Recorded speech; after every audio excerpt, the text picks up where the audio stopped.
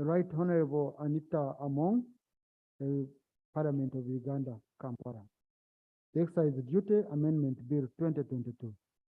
I have received the Excise Duty Amendment Bill 2022 for my consideration and assent.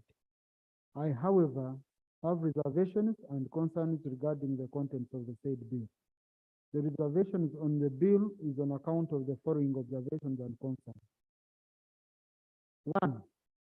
The Excise Duty Amendment Bill 2022 submitted by the government proposed to impose excise duty at a rate of 40% or shillings 4,000 per kilogram, whichever is higher, on sacks and bags of polymers, of ethylene and other plastics under HS codes 3923.21.00 and 3923.29.00, except vacuum packaging bags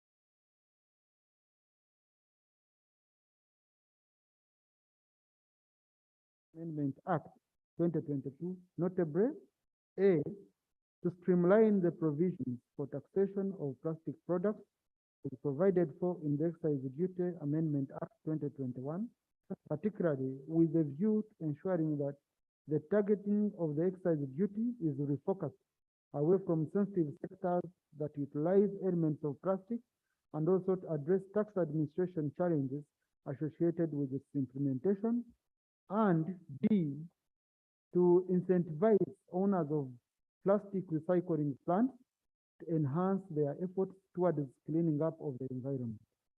To that end, rejecting government's proposal implies that manufacturers shall not have any incentive to invest in recycling plants for environmental conservation. As a result, there will be increased pollution by imported plastics, and thus government will continue to incur the cost of cleaning and conservation of the environment. 2. Parliament reintroduced a new clause that provides for excise duty at 20% on sugar confectioneries as reflected in the bill. Excise duty on sugar confectioneries was first introduced in financial year 2014-15 at 10% and was later increased to 20% in financial year 2018-2019. However, government removed it in financial year 2019-2020 following complaints from manufacturers that their products. Parliament's decision to reintroduce this tax has the following implications. A, it goes against government's decision not to increase taxes in financial year 2022-2023, which was intended to support speedy economic recovery, especially given the general increase in prices of goods and services. The introduction of 20% excise duty, if upheld, will exacerbate the already constrained economic circumstances and is likely to lead to an influx of smuggled imports originating from low production cost countries. B, the decision will lead to a decline in local production of sugar confectioneries and thus a decline in the use of local raw materials, especially sugar. Given the above observations, and in accordance with Article 93, Clause 3B and C of the Constitution of the Republic of Uganda, I hereby A, recommit for Parliament's reconsideration Clause 3D of the Excise Duty Amendment Bill 2022 to impose excise duty at a rate of 40% or shillings 4,000 per kilogram, whichever is higher, on sacks and bags of polymers, of ethylene and other plastics under HS code 3923.21.00 and 3923.29.00, except vacuum packaging bags for food, juices, tea and coffee sacks, and bags for direct use in the manufacture of sanitary pads. Request that Parliament reconsiders its decision to impose excise duty at 20% on sugar confectionery. To that end, I recommend that this imposition should be deleted from the bill. Yoweri Kaguta Museveni, President. So, colleagues, with this, I refer the returned bill to the Committee on Finance, and please report back within 2 weeks. Honorable members, if you note, we have some items on the order paper which are for interest of efficiency. I can see we have issues that have been there for some time and all that. So I'll be guiding clerk on which issues to go with. My communication, I think it's an outright communication. Procedure, Honorable Kamara? Yeah.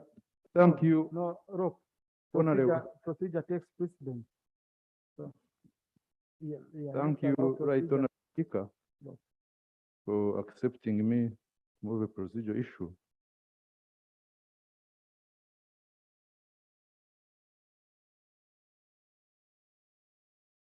Got frozen. I went to the IT department. I was told it was because it is full. They worked on it. Today, it has frozen again.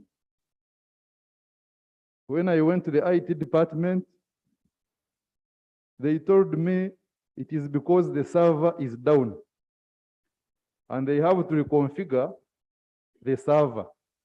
Honorable, can I help you? Okay? Can I help you? Yes. These are administrative issues. Administrative issues are not brought on the floor of Parliament. I have been in office since morning. I have seen over 30 MPs. The clerk's office is open. Please, administrative issues are not for our people in Vitereko in Kavari municipality. Rob. They are not. Rob. Thank you so much, Honorable Speaker. Central. Arise under Rule 27. Yeah. Order paper to be sent in advance to members. Please, Honorable, those are matters you handle with the Speaker, with the presiding officer. Please, administrative matters come to my office. They are not for your constituents and wasting national, time. Rob, you on communication, Rob came first. Thank you, Right Honorable Speaker.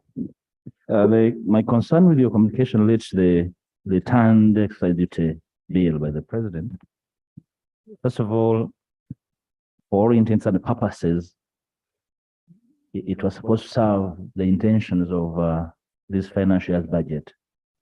And the request I'd like to make, because I suppose the President reacts to the responses from the ministers concerned.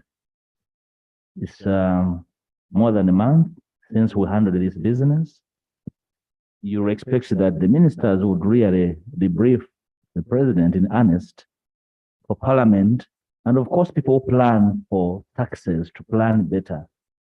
Unlike other bills that can delay, in some cases inordinately, tax bills are very particular and specific, Right Honorable Speaker. Would it be proper to ask of the Prime Minister that when bills relate to taxation, such inordinate delay should not be visited, because disorganized individuals and the companies, and of course the entire health of planning for the financial year, so that we do not have to wait after 1.5 months to again reconsider tax bills, Right Honorable Speaker. Mr. Rope, that's a very genuine concern. Prime Minister, I hope you've taken note. Okay? So matters of urgency, no, colleagues, on communication, I've already ruled by me referring this matter to the committee. I've ruled. So you can't go back. It's the Rope and the Prime Minister who have that privilege. But other colleagues, unfortunately, you don't. Honorable Enos Tumsime. Enos Asimwe. Yes, Kabura. I don't know my office. Thank you, the Right Honorable Speaker. I raise on a matter of national importance relating to budget suppression by Ministry of Finance, Planning and Economic Development. 2 days ago, Honorable Speaker, Right Honorable Speaker, right last year, the Ministry of Finance suppressed budgets of the various MDAs by 40% without considering the government projects in progress and all analyzing the impact on ongoing projects or critical sectors. Again, this quarter, which is the first quarter of the financial year 22-23, they have suppressed the budgets.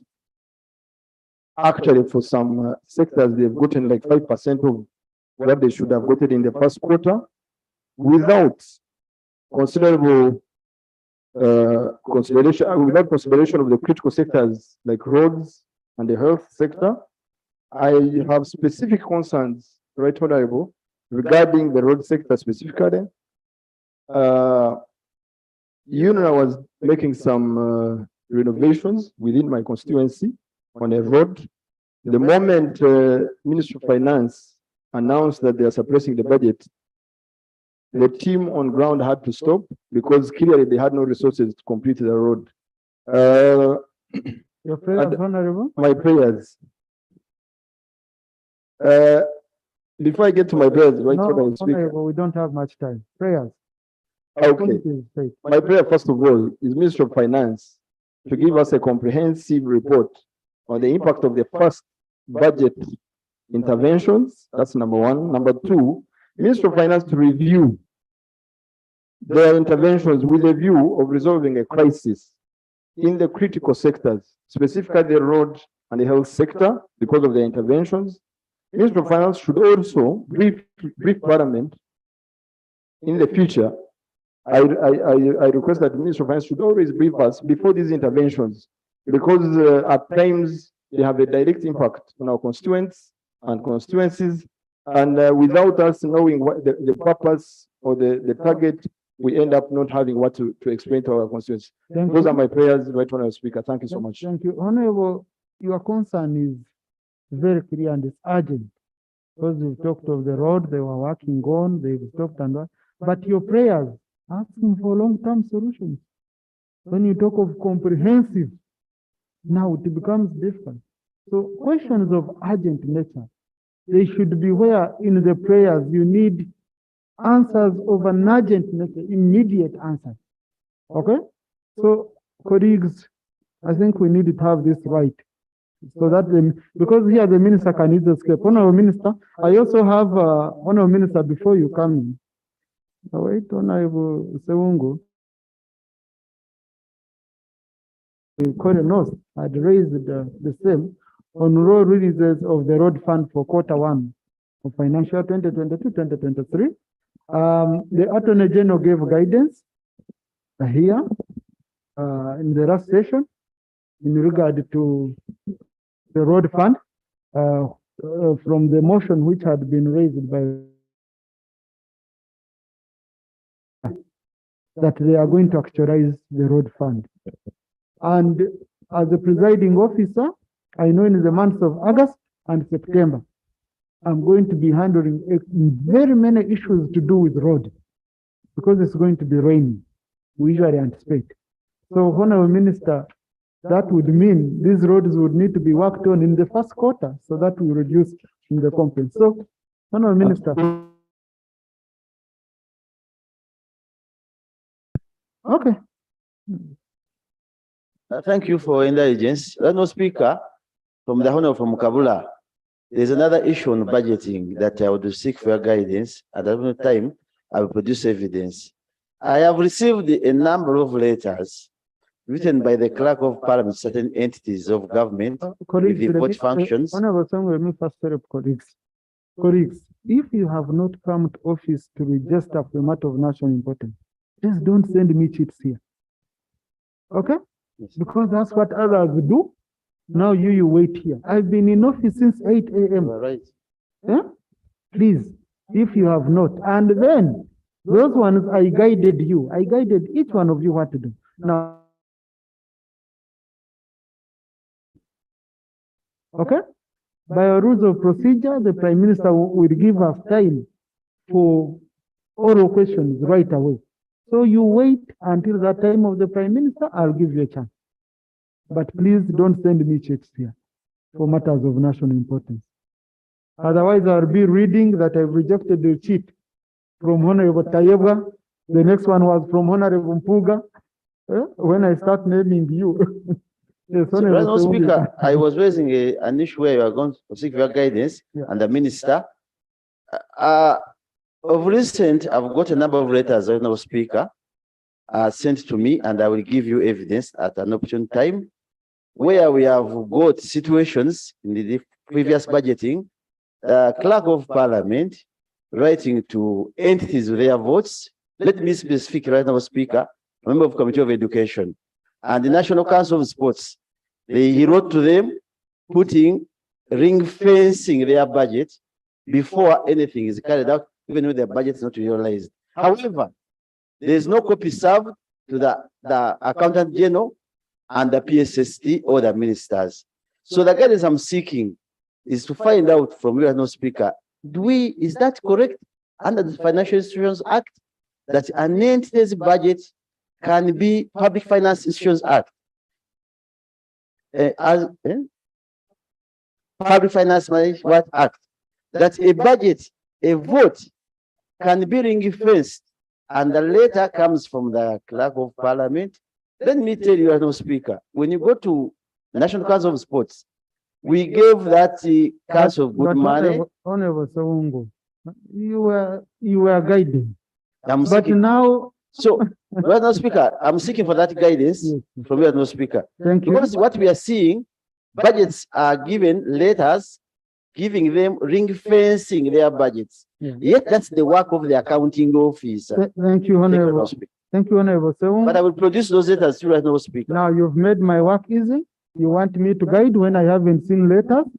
So kind of provide the letters, then I will be able to guide. Honorable Minister, information, no one is on the floor, Honorable. Your information is who? Right, Honorable No, Speaker. please. Information should be for a colleague holding fort. So there is no colleague holding fort, and information doesn't come, is not given by the speaker. It's the colleague who allows information. Because, honorable member, information is for the purpose of enriching a colleague's submission. Okay?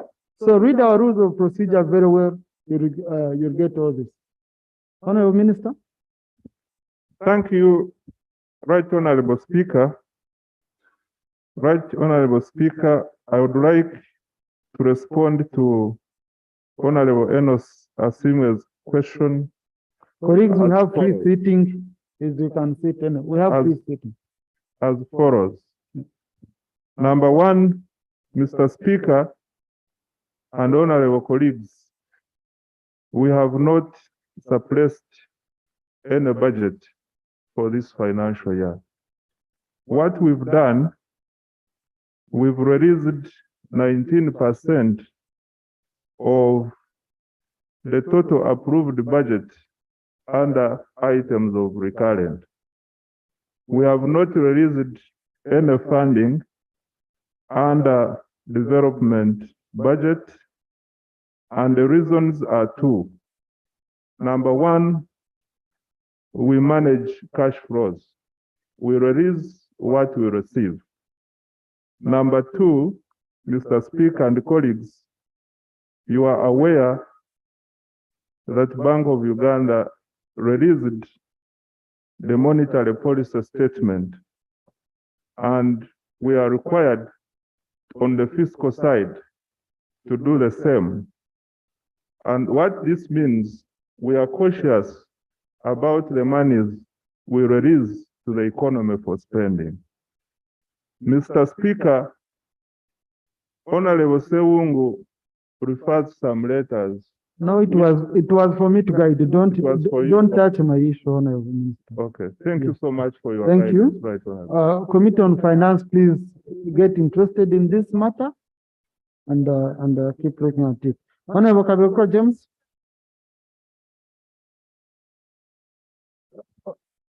No, Honorable Sarah, you haven't said on what point you're raising. So Kaberuka, continue. Thank you, Right Honorable Speaker. Right Honorable Speaker, I rise on the matter of public importance in regard to the areas of tea nursery bed operators.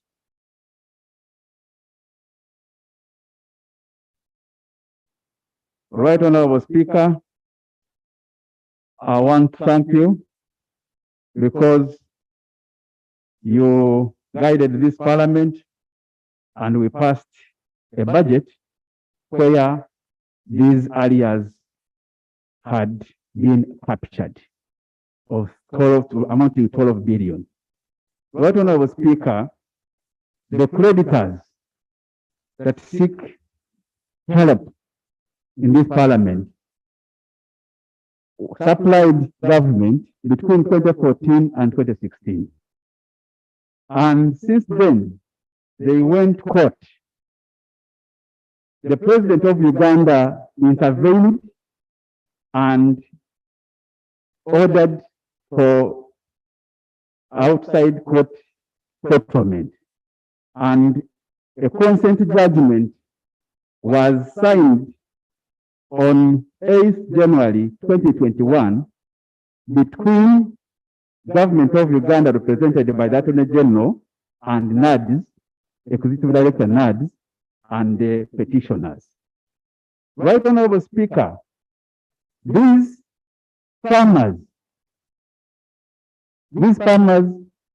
went to banks and got loans. Some have,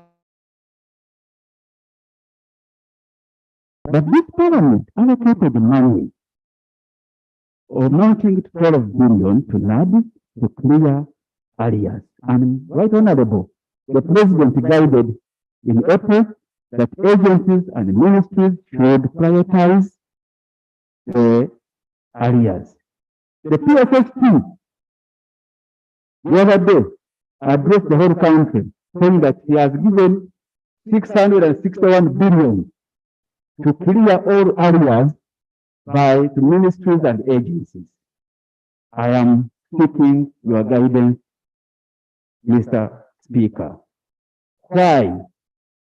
When I contacted NADS, they told me Ministry of Finance has not released the areas for tea. When we put it there? My concern is, why have they released the money for all other areas and left out the tea nursery bed operators of whom they have a consent judgment with, whom and they have already, Mr. Speaker, they have already breached the contract. Thank you. Now, Mr. Speaker, I pray. You're still going on. I pray that the Minister of Finance tells us why the ministry has not released it, or when is it using it? And also, Mr. Speaker, in the judgment they signed, they said that they are going to have to handle 40% of the loss. When is this economic loss going to be disposed of? Thank you. But the major concern is this money to help these people at least have their families settled. Many are waiting for the 40%. I say, Mr. Speaker. Thank you, Honorable Member. Honorable Minister. Thank you, Mr. Speaker. Mr. Speaker, the case Honorable Kaberuka is referring to is a case which we are familiar with at the Ministry of Finance. We paid some time back. We made a partial payment, and I'm here to commit that in this financial year, we shall pay the final payment. Mr. Speaker, with your indulgence, I forgot to mention that the first quarter arrears could have been bad, but we shall improve. In the subsequent quarters, we shall improve on the releases and nearly all the approved budget will be financed. Thank you. Committees, please, it's your time to do oversight over the budget you passed. So, Committee on Finance, you have to look at the performance of the budget, the releases and all that. Not everything will be here because here we don't go into the details. So you have the powers to call the minister and the minister will give more details. Then at any stage where you feel it's important to update this house, we shall give you space on the order paper. No. The minister is already off the floor. Clarification can only happen when the member is on the floor and he's already off floor. Honorable Sarah? Thank you, Right Honorable Speaker. Right Honorable Speaker, you did talk about the roads. And in our first session, Right Honorable Speaker, I brought a motion on the floor of this House, which was adopted and backed by the Attorney General, who gave guidance to the Ministry of Finance regarding the operationalization of the road fund. And Right Honorable Speaker, we asked the Minister to bring the regulations for operationalization of the road fund on the floor before close of June. Right Honorable Speaker, July is ending. Can we know why up to now? And the minister was here and he said, most obliged, we shall handle. Why up to now, the regulations to operationalize the road fund have not been laid before this House? Right Honorable Speaker, you indicated that your roads are impassable. You can't even go home. And the rains are going to come back. And Right Honorable Speaker, I don't know, the Honorable Nathan Byanyima, as the grandfather of the road. Not on procedure, colleagues. So right Honorable Speaker, is it procedural right for us to continue lamenting and talking about roads when we long past a solution to the challenges of maintenance of our roads by having the road fund operationalized? And is it procedural right for us to continue having the Minister of Finance here pushing for funds to pay to bail out other institutions when we cannot have the regulations presented and our roads worked on?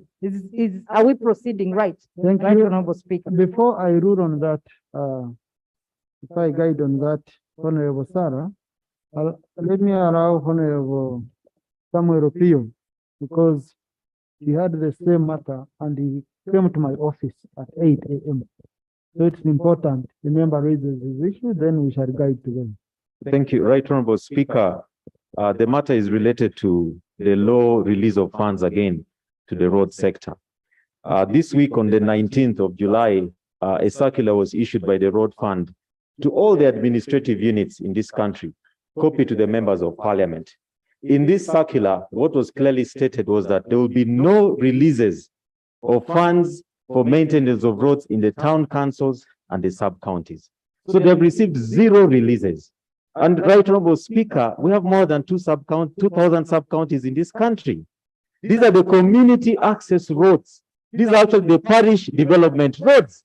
But not a single shilling has been released. The minister said that they made 19% of the releases. These sub-counties and towns have received 0. Right Honorable Speaker, this country has a road network over 160,000 kilometers. 50% of it are the community access roads, but we haven't prioritized and even put a shilling on it. Secondly, Right Honorable Speaker, in this same communication, they allocated 30 million shillings to each district, each city, and each municipality. Only 30 million shillings. Most of the indicative planning figures, Right Honorable Speaker, for the financial year are between 300 million to about 1 billion. So what has been released for the quarter is just about 10% of the expected quarter release.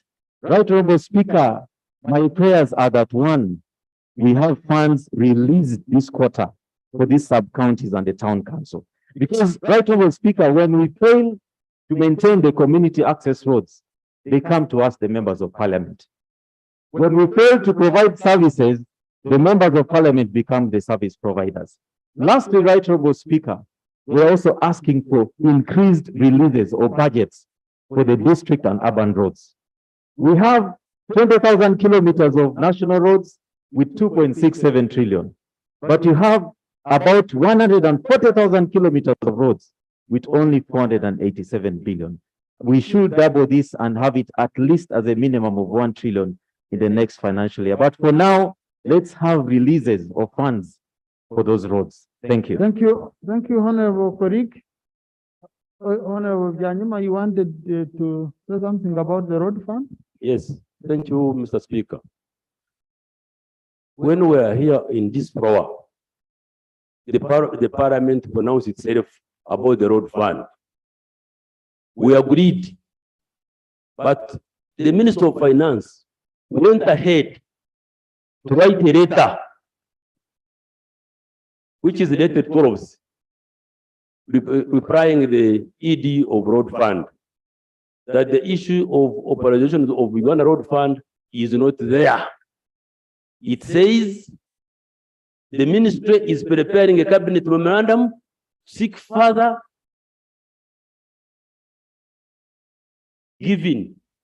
As you are aware, government is undertaking the rationalization of the agencies, and Uganda road fund is one of those earmarked to be transferred to the Ministry of Works.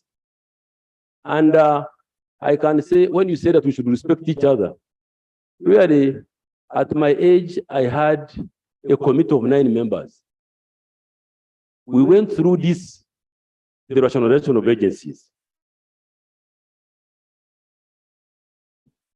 We had a cut demands that the ministers would say, let's compare notes. Because this country belongs to us all. You know, Honorable Speaker, I hate to see ministers who never have a map of Uganda on his desk to know that this place is worse off than another. For them, they are on personal. They are now, for example, I will put on the table.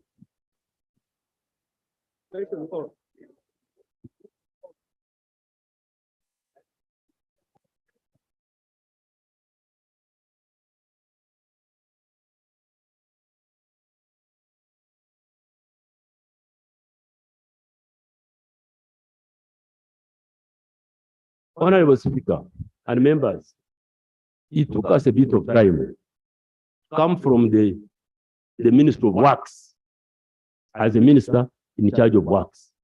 It took us a lot of time. We benchmarked all over Africa and America to have these reforms, national roads and road fund. This minister here of public service, Tanzania, Namibia, everywhere, they will find they have reforms. For us not to compare with us as members of parliament. And go ahead. This report I'm talking about, it is a report on merging, mainstreaming, and rationalization of government agencies under the Ministry of Works and Transport. The document is here, cabinet. Without talking to us, are we really the same people? Were we doing nothing in the committee? This country belongs to all of us. Some of these people don't mind if we don't have roads. I can tell you, as we talk in Kenya, the government borrowed from Kenya Roads Fund. But Honorable Nathan, please, time. Mr. Speaker, on Thursday,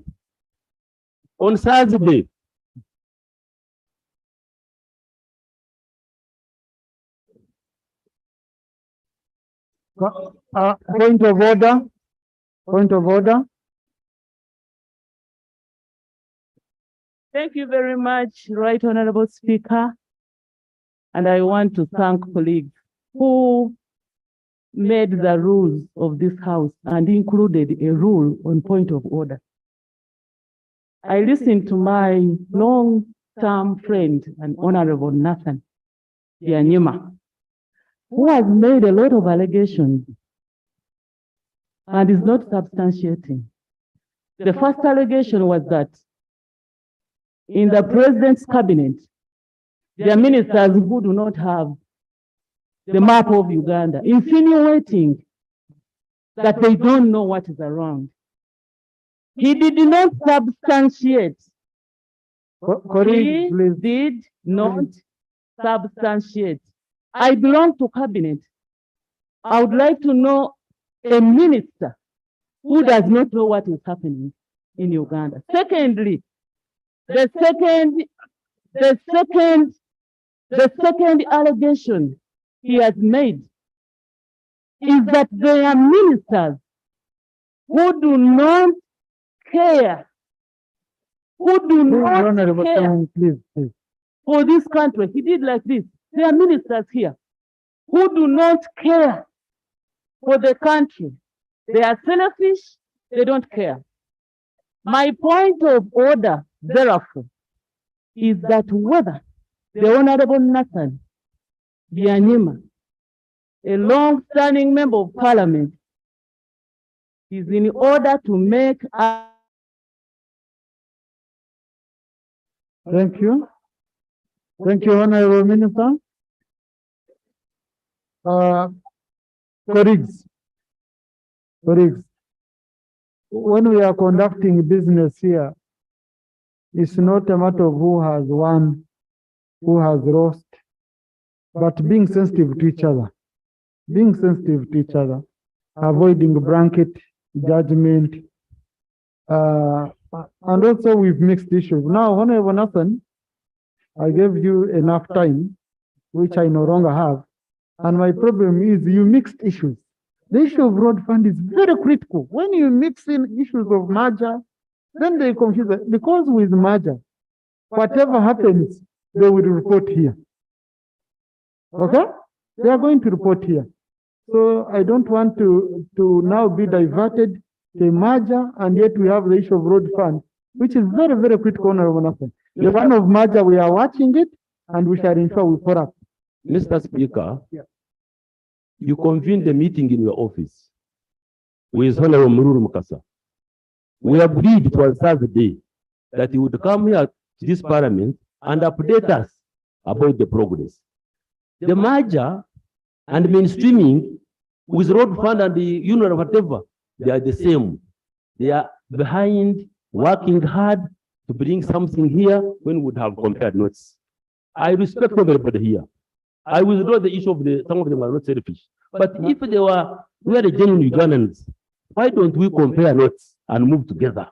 Now Honorable Byanyima, you have also challenged me. No, you have challenged my ruling in direction. But I read the documents. The letter from the PSST telling road fund, don't talk about supervision because you are going for merger. And this report from works supporting the merger when they don't even have the capacity to handle the union.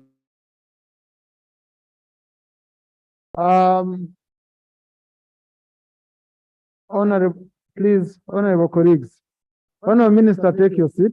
I don't want us to open this debate.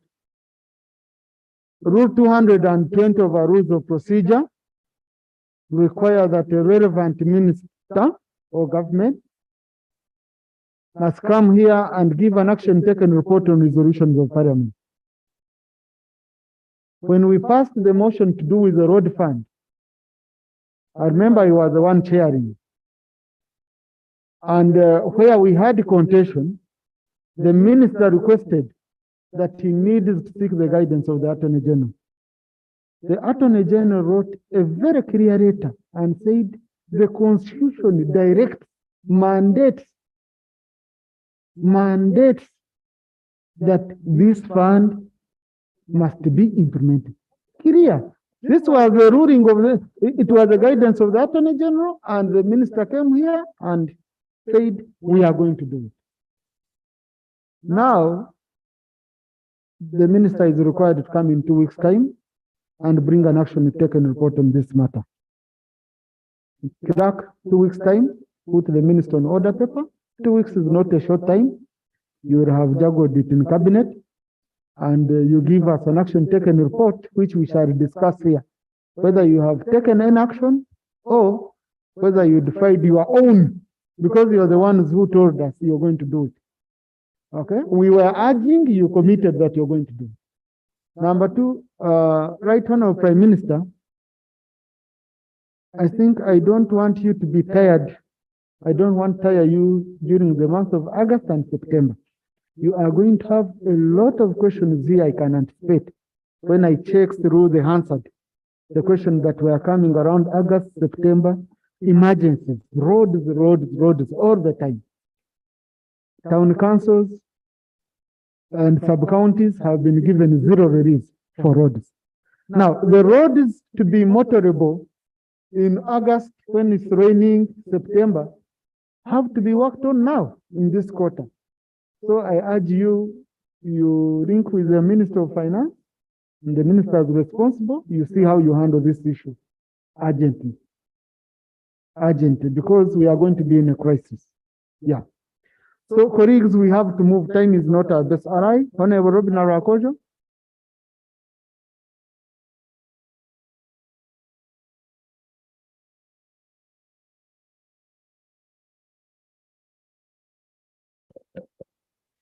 Thank you, Right Honorable Speaker. On behalf of the people of Gomba West, allow me to inform you that the people of Chai, Chifam, Pakabla, Soke, Madu Rural and Madu Town Council are facing very dry weather conditions. Water sources have dried up, and yet we have water sources like River Katonga, River Nyamkazi, and Lake Wamala that we have not taken advantage of. Crops have dried up in gardens and there's looming famine. People and animals are using the same water source, poor water sources, and cows are dying at very high rates. My prayer, Mr. Speaker, sir, is that the Ministry of Agriculture and the Ministry of Water jointly discuss and avail us equipment for excavating dams, provide boreholes, construct dams and desilt the existing ones, and also educate the populace on the best ways to avoid a similar situation, like by planting grass for hay and producing silage. Thank you, Mr. Speaker. Right Honorable Prime Minister.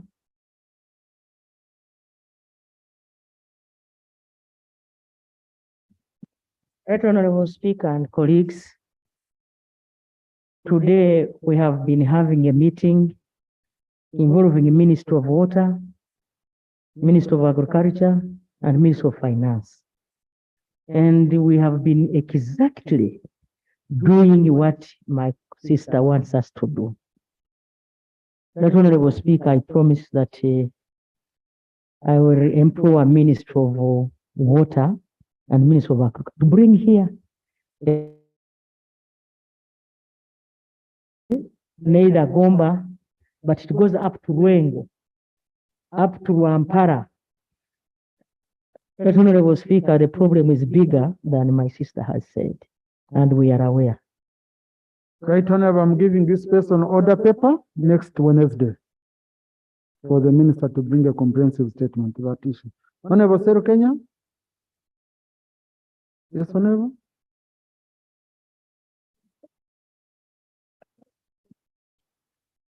I don't like pretense. When we are out there, we don't put on masks. Now why do you want to pretend? Please, Honorable, take your seat. Take your seat. No, take your seat, please. Thank you so much. No, I say take your seat, Honorable. Take your seat. Thank you. Honorable Seru Kenya, please. Seru Kenya.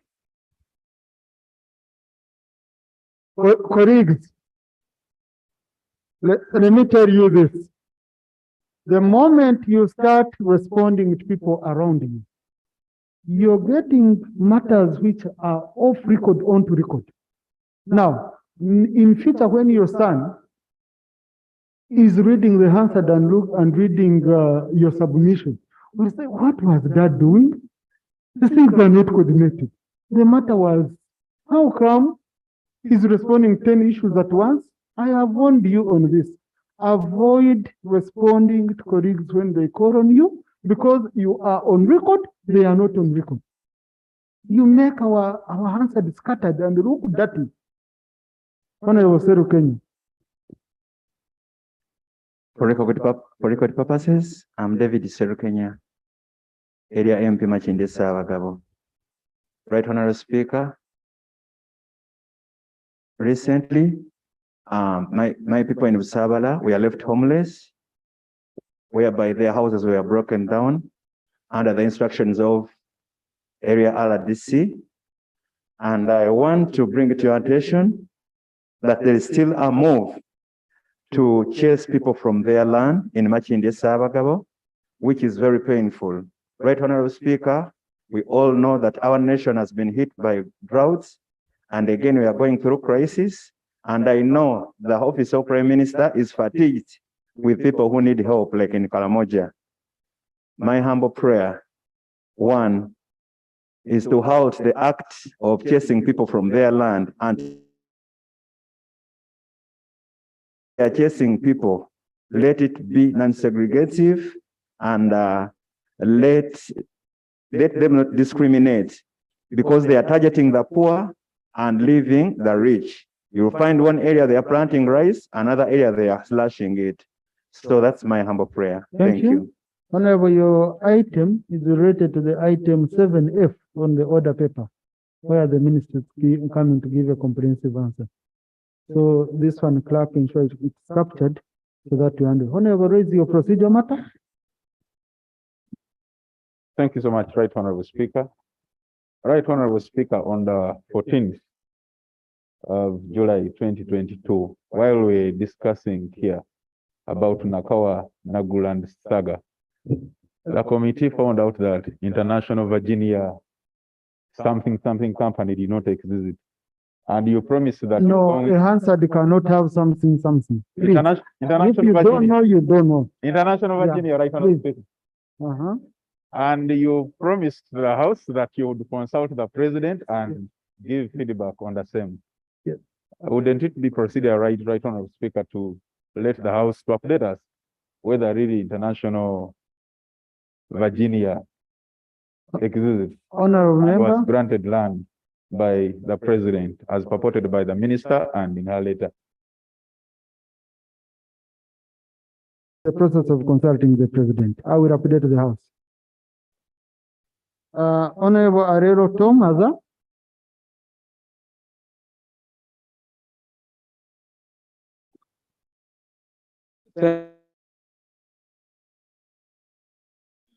I rise on a matter of national importance, and the issue is about the highway, the high route that connects Pakwach to Moyo, as well as Azumani districts.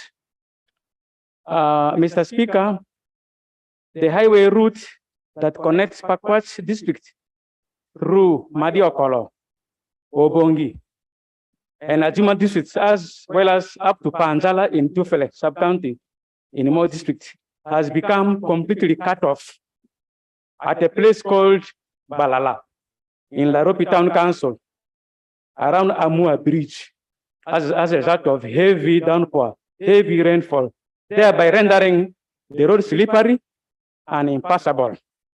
Mr. Speaker, as I talk now, more than 20 vehicles have got stuck in that area, and the stretch of the road and movement in this place has become completely difficult. Our prayers, Mr. Speaker. Number one, repair works on the roads around Amua Bridge in Balala. That also serves Azumani district to commence immediately, because, Mr. Speaker, this road serves as security road. It's a tourist road, it's a security road, stretching right from Pakwach up to Panjala near the Sudani borders. Secondly and lastly, may the ministry fast track the procurement process for the bridge across the Nile at Laropi for faster movement and communication for development of the area. Thank you very much, Mr. Speaker. Honorable Minister of Works.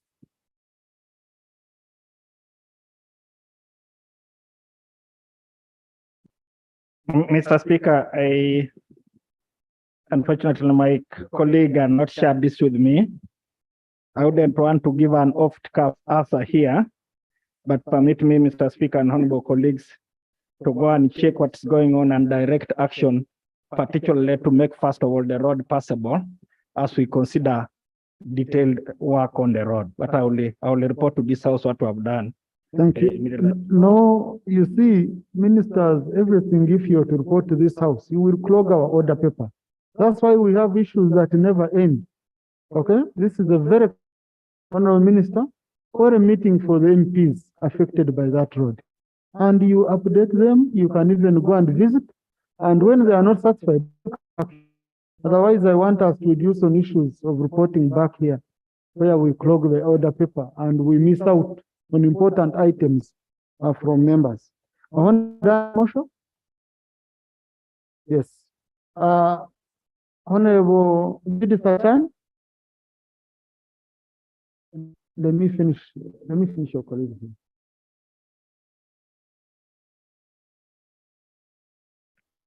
Thank you, Right Honorable Speaker.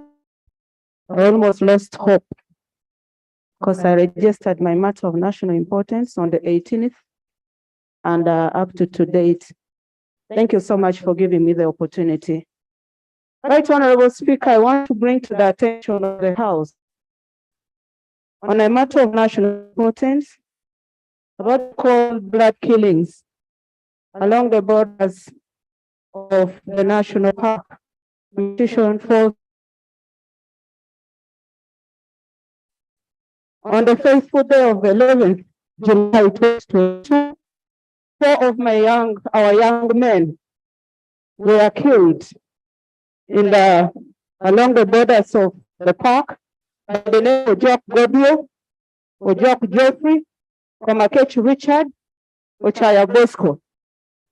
Honorable Speaker, the law states for those victimized or suspects for poaching are supposed to be arraigned in court of laws. Face life imprisonment or pay 20 million Uganda shillings. Right, Honorable Speaker, why are these young men every year we are registering killing by game rangers in the park? Right, Honorable Speaker, there are push and pull factors that send our young men along the park to search for food. Right, Honorable Speaker, we brought into the attention of the House several times about the massive destruction by the elephants on the food crops and as well as human life. I requested the Minister for Tourism, we visited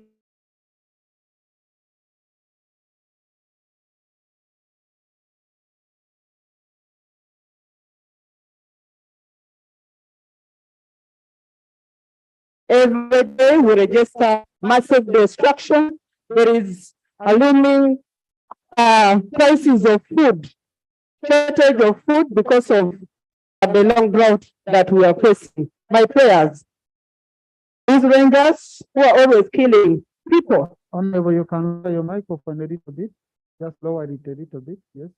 The rangers who are killing people in the park be investigated and also face the law for taking the laws into their hands. Thank you. Honorable Minister of Tourism, I hope you visited the area of Honorable Judith Sachan as you had. Thank you so much, Right Honorable Speaker. I'd like to thank Honorable Chan for raising the matter. It's true indeed, we visited Moya district. The entire leadership discovered the challenges there. And it's not only a challenge of Noya, but for all communities surrounding the national parks.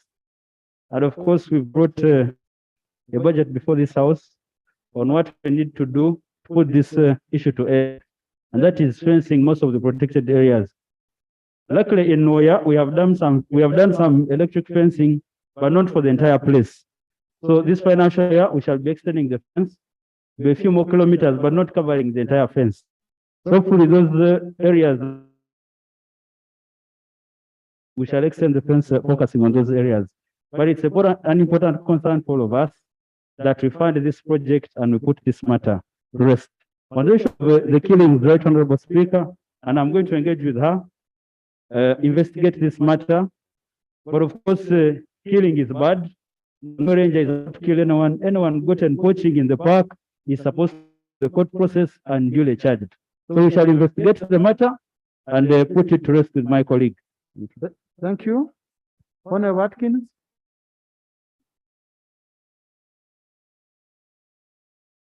Thank you very much, Mr. Speaker, sir, for according me this opportunity.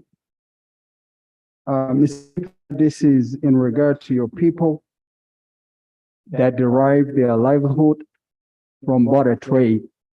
Mr. Speaker, sir, I've tried to move across the country to ascertain whether the borders are still closed as a result of COVID. Mr. Speaker, sir, my discovery is that almost all borders, thank God, Rwanda-Uganda border is closed or is up. Mr. Speaker, sir, Mpondwe Rubiria Town Council order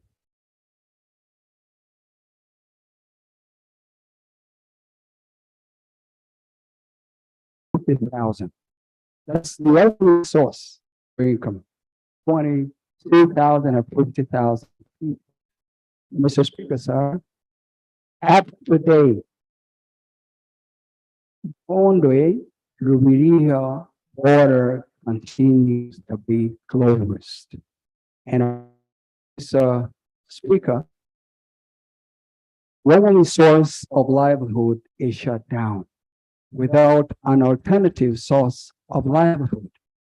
And what the citizens of this country are doing, they collect hunger-stricken kids and dump them at my office.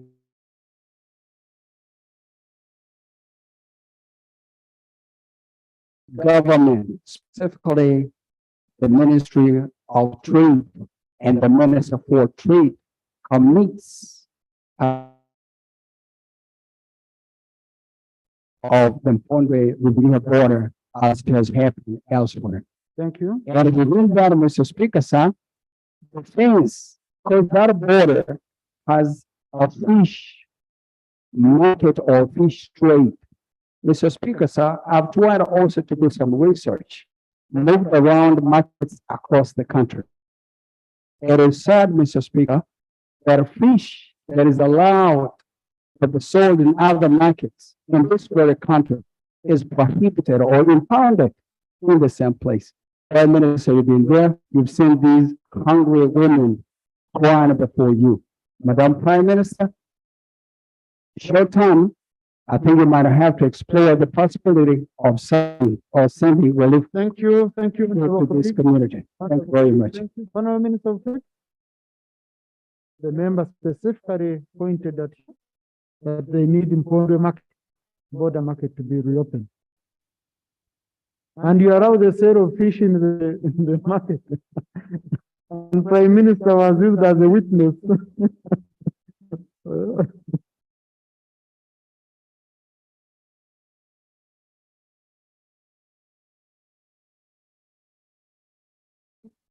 Honorable Speaker and colleagues, it is true I've been to Kasese and during the COVID-19 pandemic, like you are aware, COVID restrictions were instituted across all borders in the country. Now, Mpondwe was not an exception. So when the colleague, other borders are all open, what I want is to allow us, first of all, organize a meeting in your presence here in the Prime Minister's office, involve ministries of health, ministries of trade, then they will come up with a solution and it should be urgent. Even tomorrow, we can have that meeting. Thank you, Right Honorable. Then Right Honorable Speaker, we had a meeting. And yesterday you saw the President's address to the nation. We continue to have low uptake of vaccines in the country. And that's why all other countries which have gained the uptake above 70% no longer put on masks. I request colleagues that we mobilize our communities, that we can also leave these masks alone. But your issue is different from what I'm talking about. Thank you so much. Thank you. Also, the issue of fish, right, Honorable, you will discuss it there. It will be handled in that meeting, please. The issue of fish will be handled in that meeting. The noble call, colleagues, let's go to communities. Let's go to communities. We mobilize our people for immunization. And the people are willing, but we should do a lot as leaders because we are listened to. Honorable Wachiko rarely request for time. Is the clarification our elder wants to make. May allow him. Let Honorable Wachiko finish this. Thank you, sir. Right, Honorable Speaker. Yesterday, there was a paper laid there expressing an agency. It was laid on the table. Yes. On table. It can't be there. That can be in a corner. And I wanted to make a few clarifications on that paper. It was like a terrible emergency then. We have handled the crack on Mount Elgon for now 15 years. At that time, the minister in charge of disaster was Karamoja, and the deputy was Honorable Fisheries.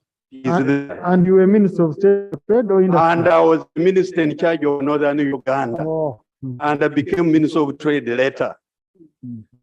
But the cabinet gave them that assignment. Even Major General Aketa was put in charge of that crack area, and they were to make reports to Parliament later on. They even imported experts from Europe. They said Vienna, whatever. And then they said, those will trace the cracks in that mountain and we shall know whether it's dangerous or not. Yesterday, it was as if it is an emergency, which is very now we have had it for some time. And Oketa was based in the Prime Minister's office. Honorable Chair also was based in the Prime Minister's office. Honorable, story is becoming longer. So now it's better we have that report, because I saw a heap of photographs like this by Major General Oketa, and we see where that situation of Mount Elgon is, other than being a very emergency for quick run. Thank you, sir. That's not the presiding officer, and they can ensure that indeed Honorable to that. Next item. Oh, Honorable had a procedure here. Yes, right, Honorable Speaker. Thank you very much for the opportunity. There is an unnoticed tendency within the Parliament here, because rule number 231 is very clear. There is nothing like a statement of selective broadcasting of Parliament proceedings. Right, Honorable Speaker, the date specifically that needs to be brought to our attention is 6th July 2022, when Honorable Saro Pendi was raising a matter of public importance, which was related to the alleged discriminative recruitment by UPDF. So when she had raised the matter during her beginning of the submission, the live broadcasting, the live transmission of Parliament proceedings, of course, was off. So, right, Honorable Speaker, as in the electorate has only being represented by Honorable Saro Pendi and Honorable Gilbert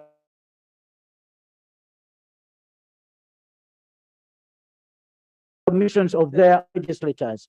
So, right, Honorable Speaker, I'm asking, so has it ever come to your attention that we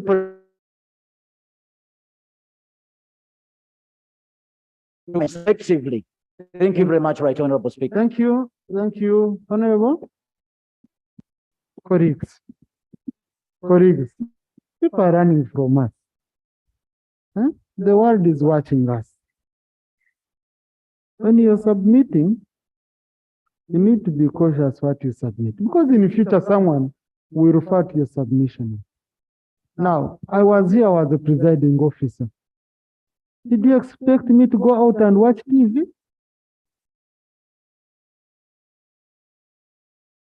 No, Minister, people, please. Broadcasting of things outside doesn't have anything to do with proceedings here, because procedure is to do with what is happening inside here. That's it. So, but that's a valid question you should have asked the Prime Minister, okay? Or the Minister, the question for oral answer. So I will request the Minister of Information to investigate that matter and come and answer you, my colleague. Okay? Assure you. Otherwise, someone will tell you it was a technical glitch. It can be. But colleagues, we need to move, okay? Minister, Shadow Minister. Thank you, Right Honorable Speaker. I didn't want to be hard in my conclusion. Right, otherwise we need to stay away. We have heard a lot about advocating for our people to get vaccinated and about the recovery we are in, apart from putting on the masks. The minister was here, that at least we are at liberty to sit the way we are seated. Right, Honorable Speaker, my point of procedure arising out of the fact that on 29th of this very month, LDC is going to hold a graduation ceremony, and exorbitant fees have been ranging to 400,000 have been collected from various students. Now, LDC has gone ahead to organize a virtual graduation ceremony. Despite the fact that people are poor, they have gone ahead to pay the exorbitant fees. Now they are going to hold a virtual graduation ceremony. Right, Honorable Speaker, as we are seated here, given that background of people being poor and we are in the recovery process, can the LDC be prevailed over, which they collected from Ugandans? Thank you. Honorable, that's not a procedure matter. Next item. Item number 3, statement by Minister. 3.1, statement on the status of road safety interventions in Uganda. Honorable Minister of Works.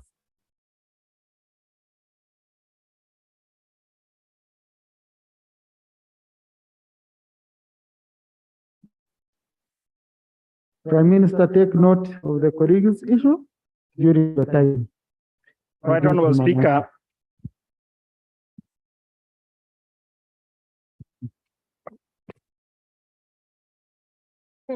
But colleagues, if you have masks, why do you wait to be reminded? Honorable Speaker. So wait, Honorable Minister. Can I request each one of us puts on a mask? If you don't have a mask, they get one. If you don't, here we use AC. Okay? So if you're asthmatic, you don't die from here, get out. Yes, you're going to cause trouble. Honorable Minister. Honorable Speaker, I am making a statement on the status of road safety in the country as requested by this august House.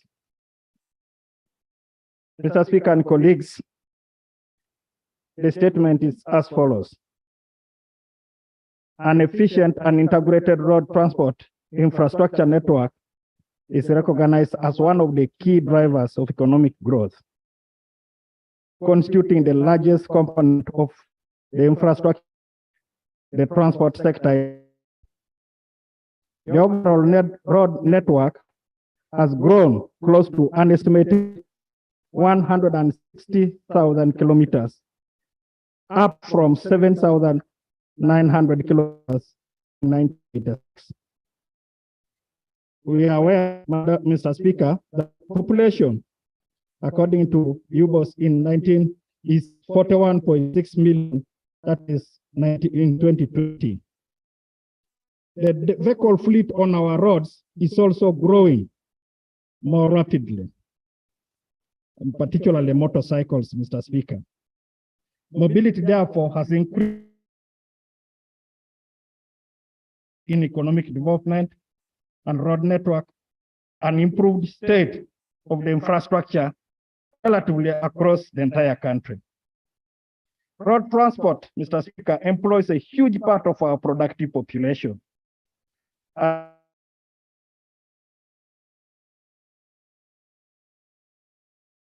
Plays an important role in reducing poverty and inequities, increasing access to employment and education, as well as mitigating the impact of climate change. However, the scale of the current road safety interventions in the country to the growing road safety crisis don't seem to speak up. Honorable colleagues, in Uganda, road traffic crashes responsible for an average of 10 deaths per day, as evident in table 1 below. You look at 2017, 2018, 2019, 2020, 2021. It is ironical, Mr. Speaker, that road crashes affect mostly the productive group of our country, age group of our country. If you can look at table 2, this graphically demonstrates what I'm talking about. You look at the children and the population below 18, the one between 18 and 24, and so on and so forth.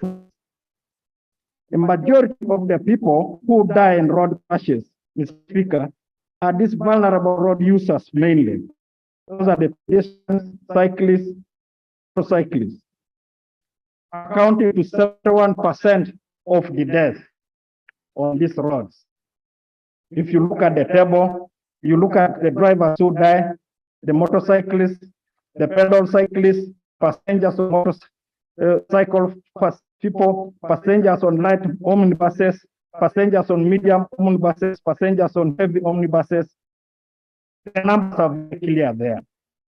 It is critical, colleagues, to note that key triggers of crashes in the country include: 1, the human factor, and then the infrastructure, and then the vehicle condition, and sometimes the environmental factors. The irony to the situation is that these crashes are avoidable. And if you look at table 4, you look at the number of road crashes and their causes, you will see reckless driving leading reckless driving. Then overspeeding, of course, that is also related to reckless driving, overloading, dangerous loading, and then driving under the influence of alcohol, careless, and the pedestrian sometimes careless driving, passenger fails to control the vehicle, and all those causes. Right, Honorable Speaker, for us to demonstrate the impact of the road crashes, to express it in monetary terms as a way to enhance advocacy and awareness, according to the World Health Organization, traffic deaths and injuries in low and middle income countries like you are inclusive, are estimated to cause economic losses of about 5% of our GDP, with a nominal GDP of 147,962 for that 2020-2021.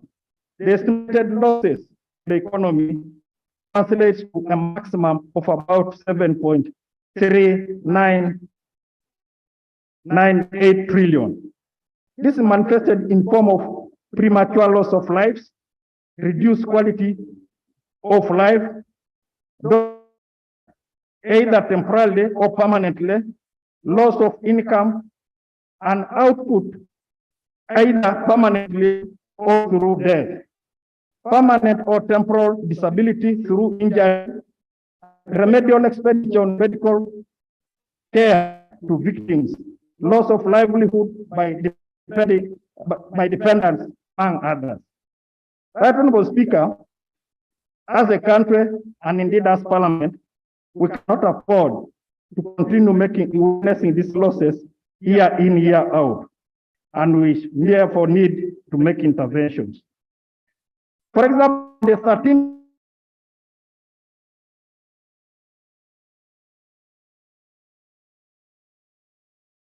week 2021, and the theme of that was safe speed for life, for safe life. Safe speed saves lives. The theme was aimed at raising awareness of the impact of speeding on our road and then road crashes. Overspeeding is one of the major contributing factors makes driving more dangerous from our records. Mr. Speaker, it increases the likelihood that the driver will lose. It increases stoppage distances, it reduces vehicle ability to brake, and so on and so forth. The National Road Safety Week is normally aimed at amplifying the road safety messages as we enter into particularly the festive season. However, we think this alone cannot bring about behavioral change that is needed to address the situation without sustained campaign and education program, plus other interventions and stringent penalties, Mr. Speaker. Right, Honorable Speaker, road crashes have not spared our very own in this House. Members of Parliament from this very august House and ministers have over the years lost over the years our MPs as a result of road crashes. As a living country, we need to play very critical role, Mr. Speaker, in apart from allocating resources to this critical sector for mitigation, we must play a role in mobilizing the masses against this road carnage. And I have added here that we must also become role models, Mr. Speaker, in as far as demonstrating how we must conduct ourselves on the highway. Mr. Speaker, in 3 months, there have been a spate of fatal crashes involving passenger goods and private vehicles that claimed several lives. On the 4th May 2022, a bus belonging to Link company, for example, was involved in an accident along and this claimed 23 lives. On the same day, another fatal accident occurred along Tirinyi Mbale Road, claiming 6 lives. On the 9th July 2022, at Kalule along Kampala Gulu Highway, a speeding taxi lost control after a tire burst, claiming 9 lives. Honorable Minister, we shall not have time to get all this story. We need to look at what you are doing. Especially what you are doing as a minister. In the bid to improve road safety situation, I take your guidance, sir. Yes. In the country, my ministry has made a number of interventions. One, the Traffic and Road Safety Act of 1998 was amended to strengthen road safety management, provide for punitive penalties, and was assented to by His Excellency the President in 2020. A total of 14, Mr. Speaker, draft regulations have been formulated to operationalize the amended law, and this include, for example, the traffic road safety regulation, the traffic and road safety penalty scheme for road traffic offenders, the traffic and road safety prescribed. This one is for this alcohol. People, you know, Mr. Speaker and honorable colleagues, we realized, for example, when we introduced these breathalyzers for the drunk drivers, those who drink and drive. Unfortunately, and I want to say this with a heavy heart for my colleagues in police, internal affairs, the implementers themselves apparently found themselves trapped in this problem, some of them, and they have since abandoned the process. But this regulation is going to be enforced, and we'll see how we can handle it. Mr. Speaker, the traffic and road safety, digital transport network regulation, the traffic, all these regulations, Mr. Speaker, have been put in place, and we're coming to enforce most of them.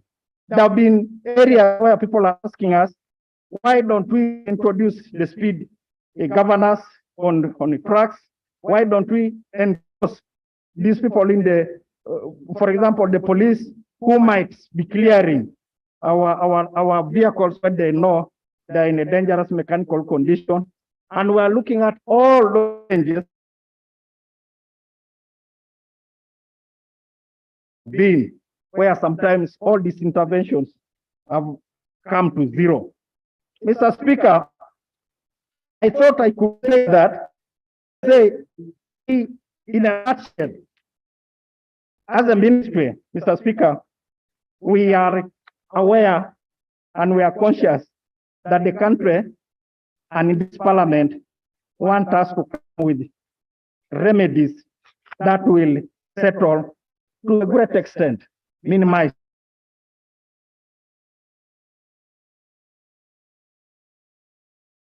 When you look at this report at some point, we have also, we're in touch with the Minister of Finance to share with us some of the areas where we expect some resources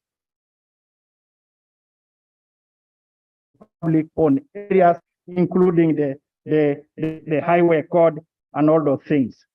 That's because I beg to submit. Thank you, Honorable Minister. Before I sit down, Mr. Speaker, the last item is on a short statement on the accident of the train. Please if do. it pleases you. Please do. Right, Honorable Speaker, there is this statement that the Honorable, this August House requested my ministry to make regarding the accident that happened recently. Uganda Railways Corporation is saddened by the accident that involved one of our train number Y119. Honorable Minister, is that your statement or a statement of Uganda Railways? It is for the, I supervise the minister. Please let it be your statement. You are saddened as the Minister of Work. It's my statement. Yes. My No, you have stated it as if it's from Uganda Railways. The Minister of Works. The ministry. Yes. The Minister of Works and is saddened by the accident that involved one of our trains, the number Y119, with the station wagon motor vehicle registration number UBJ 053N at the Nakawa level crossing, resulted into the loss of life and damaging of property at about 3:30 in the night. Or particularly the late Madam Caroline, a student of LDC, Mr. Speaker. At the time of the incident, the locomotive had departed Namamve Industrial Park after delivering cargo to the respective station. The train approached the level crossing with headlamps on while hooting continuously with a long blast. This happened with the train when the train was at the speed of about, from the records, 20 kilometers per hour. Right, Honorable Speaker, the ministry has instituted internal investigations and is fully cooperating with the Uganda Police Force to investigate to find out what exactly happened. And I want to promise this House that appropriate action will be taken after the findings of the investigation. The ministry asks all road users to always exercise caution when approaching railway crossings, as prescribed in the Regulation 13 of the Traffic and Road Safety. That's the rules of the road regulation 2004. safety in railway operations is paramount. At every level crossing, honorable colleagues, motorists are advised to keep a distance and at least before crossing from the line where the train is approaching or not. Section 4(1), subsection 5 of the Uganda Railways Act 1992 gives a train the right of way at all level crossing. It should, however, be noted, this provision of the law ensures that trains at all road users coexist. Unique circumstances were taken into consideration under which trains operate, one of them being the inability to bring a train to a sudden stop. Right, Honorable Speaker, my ministry is committed to ensure the operating environment and the responsibility is undertaken. And I want to say, Mr. Speaker, that after the investigation, we will be able to again brief the country, and this has been something that we have undertaken. We want to look at all the crossings in the country again and see what happens. Have our interventions been strong, and if they are weak, then we shall prescribe remedies that will try to mitigate the kind of accidents that we have witnessed. I beg to submit. Thank you.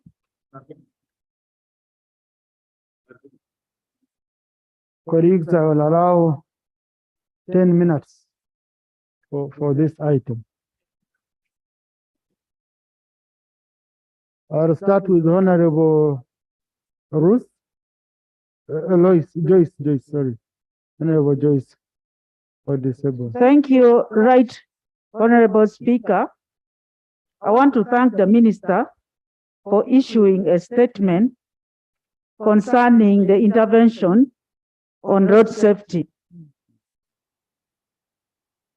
Right Honorable Speaker, I have observed that many of the newly constructed roads are very narrow. And these roads are constructed under the supervision of the government. Right Honorable Speaker, most of these roads are constructed leaving pavement to be very big and narrowing the roads. Meanwhile, the heavy trucks, the cars, motorcyclists are all rivaling to use the same roads, thereby causing a lot of accidents. Right Honorable Speaker, the Minister has not come out clearly to tell us how they allow such to happen. Most of the roads are very narrow and is also one of the causes of accident. I wish he could highlight on that. Thank you. Thank you. Honorable Senyonyi. I've picked one from Nakawa. I can't pick another one. So Honorable Senyonyi represent Nakawa. Thank you, Right Honorable Speaker. Mr. Speaker, I think one of the things we need to deal with as a country, as government, is inconsistency. It affects so many things. Once we are not consistent about certain things, people get too used and it becomes okay. Back then, government said everyone must wear a seatbelt while in a car. They executed it with precision for a couple of weeks and abandoned it. When there was a spate of bus accidents at some point, they said speed governors. Every bus has to have a speed governor. They executed it meticulously for a bit and then abandoned it. And that's the story of so many things. Back to bite us, and people get so used. We need to get to that place where people know we are serious about certain things. Because you see, Mr. Speaker, and again, you had the claims back then that they've implemented these seatbelt issues because there's a top government person that has imported seatbelts. Now that they have all been sold out, it is okay. Something they said about speed governors. Somebody big in government has imported speed governors. Once they are finished, they will abandon the idea. Can we begin to be serious? I thank you.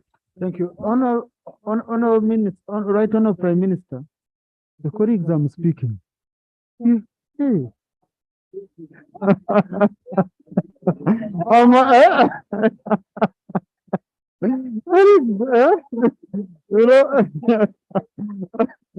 I don't know whether I'm safe. Right Honorable Prime Minister, the minister was trying to be courteous in terms of frustration, because you see, you can have regulation, but you don't have the powers to enforce directly. You need another agency, and that's what Honorable Senyoni is following up with. In Minister of Works, you have the regulations, but you're not the ones who implement. I think this business of government working in silos, we are lacking integration on some of these things.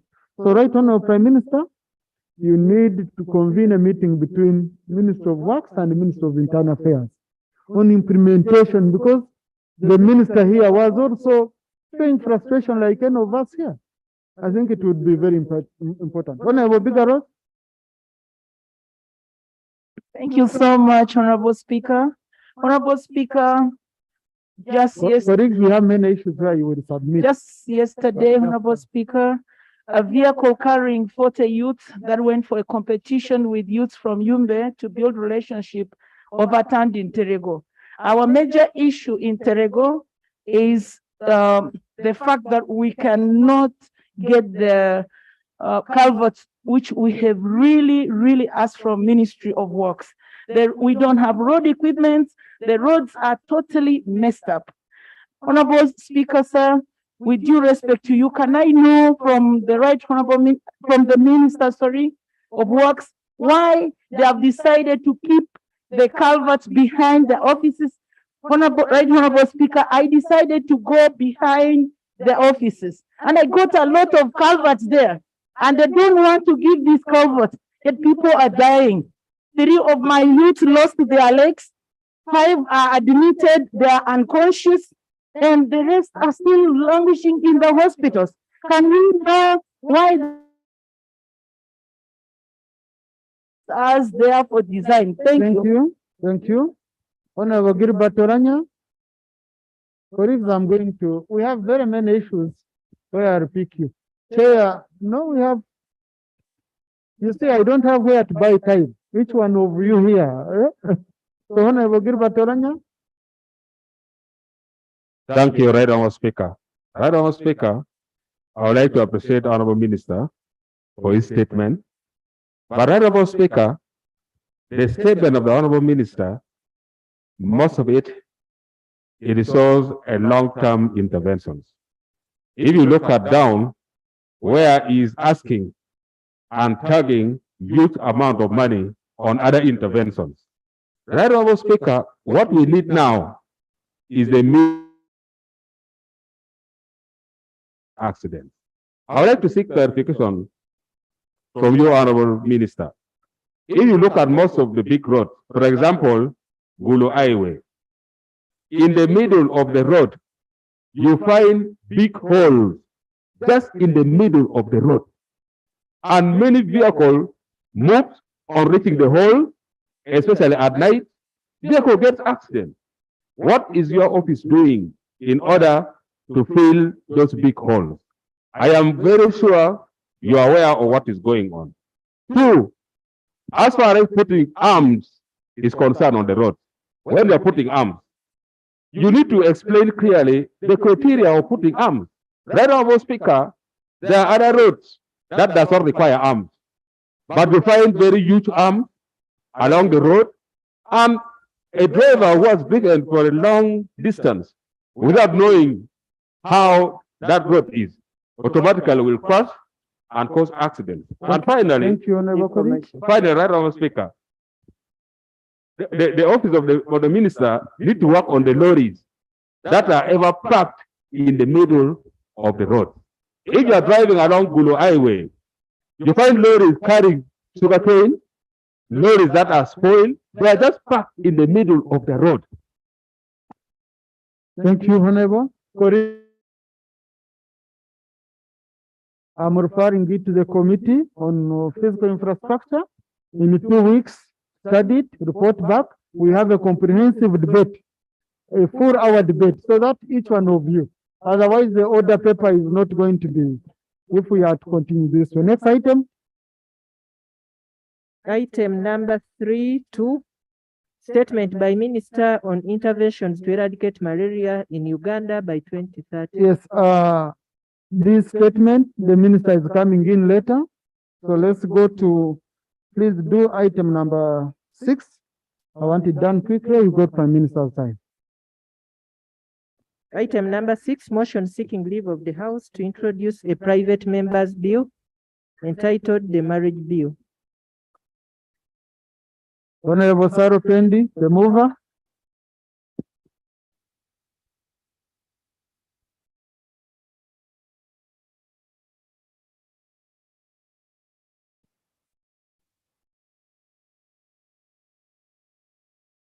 Thank you, Right Honorable Speaker. Right Honorable Speaker, I want to thank the colleagues for the support. Even before I present the bill, thank you very much, Right Honorable Speaker. Right Honorable Speaker, this is a motion seeking leave of the House to introduce a private member's bill entitled the Marriage Bill. And this is moved under Rule 121 and 122 of the Rules of Procedure of Parliament of Uganda. Whereas Article 79 of the Constitution of the Republic of Uganda, 1995, empowers Parliament to make laws on any matter for the peace, order, and development and good governance of Uganda. And whereas Article 94 4B of the Constitution and Rules 120 and 121 of the Rules of Procedure of Parliament permit a member of Parliament to move a private member's bill, aware that Objective 19 of the National Objectives and Directive Principles of State Policy guides that the family is the natural and basic unit of society and is entitled to protection by society and the state. Further aware that Article 31 of the Constitution guarantees the right of a man and a woman to marry, found a family, and entitles them to equal rights at and in marriage, during marriage, and at its dissolution. Noting that several types of marriages are recognized in Uganda, including Christian civil marriages recognized under the Marriage Act, Cap 251, the customary marriages recognized under Customary Marriage Registration Act, Cap 248, and the Marriage of Africans Act, Cap 253. Hindu marriages recognized under the Hindu Marriage and Divorce Act, Cap 250. Muslim marriages recognized under the Marriage and Divorce of the Mohammedan Act, Cap 252. Recognizing that due to the passage of time, some aspects of the laws regulating the different types of marriages in Uganda have become outdated, especially in light of the Constitution, government policies, emerging international best practices, and the legal environment. Recalling that the various laws regulating marriages in Uganda have been comprehensively studied by the different government agencies, including the Uganda Law Reform Commission, and have been found to be in urgent need of amendment to align the laws with the Constitution of Uganda, to reflect in our law the socio-economic realities of Uganda, and to comply with the various decisions of courts on matters of maintenance, sharing of matrimonial property, grounds for divorce, bride price, widow inheritance, and parental consent. Firmly convinced that there is urgent need to amend the laws governing marriage in Uganda in order to safeguard the institution of marriage, clarify the rights of the parties to a marriage, incorporate the standards of fairness and equity in those laws, and codify various decisions of courts of judicature pertaining to maintenance, sharing of matrimonial property, grounds for divorce, bride price, widow inheritance, and parental consent. Now, therefore, Right Honorable Speaker, this motion is moved that this Parliament accepts the introduction of a bill for an act entitled the Marriage Bill, a draft of which is hereto attached, and do order the publication of the said bill in preparation for the first reading. Right Honorable Speaker, the motion is moved by myself and the seconders, the Honorable Nathan Bianyima, the Honorable Asman Basarirwa, and the Honorable Dorcas Achen, MP, Aleptong District. I beg to move, Right Honorable Speaker. Is the motion seconded? If Honorable Nathan Bianyima, Honorable Dr. Sustain, Honorable Judith Sustain, Honorable Lilian Abel, Honorable Komakech. Honorable Sarah, can you speak to your motion? Please, colleagues, please be mindful of Prime Minister's time, so use 5 minutes, Honorable. Thank you, Right Honorable Speaker. Right Honorable Speaker, it is 118 years since the Marriage Act was enacted in this country in 1904. The marriage bill that we are proposing, Right Honorable Speaker, provides for a comprehensive legislation under one law on matters related to marriage. The bill makes it easier for users to refer to, other than having the different legislation scattered under different laws, as I mentioned in the motion. The bill, Right Honorable Speaker, provides for types of marriages ranging from civil, Christian, customary, Hindu, and Baha'i marriages, and seeks to conform, Right Honorable Speaker, to the Constitution.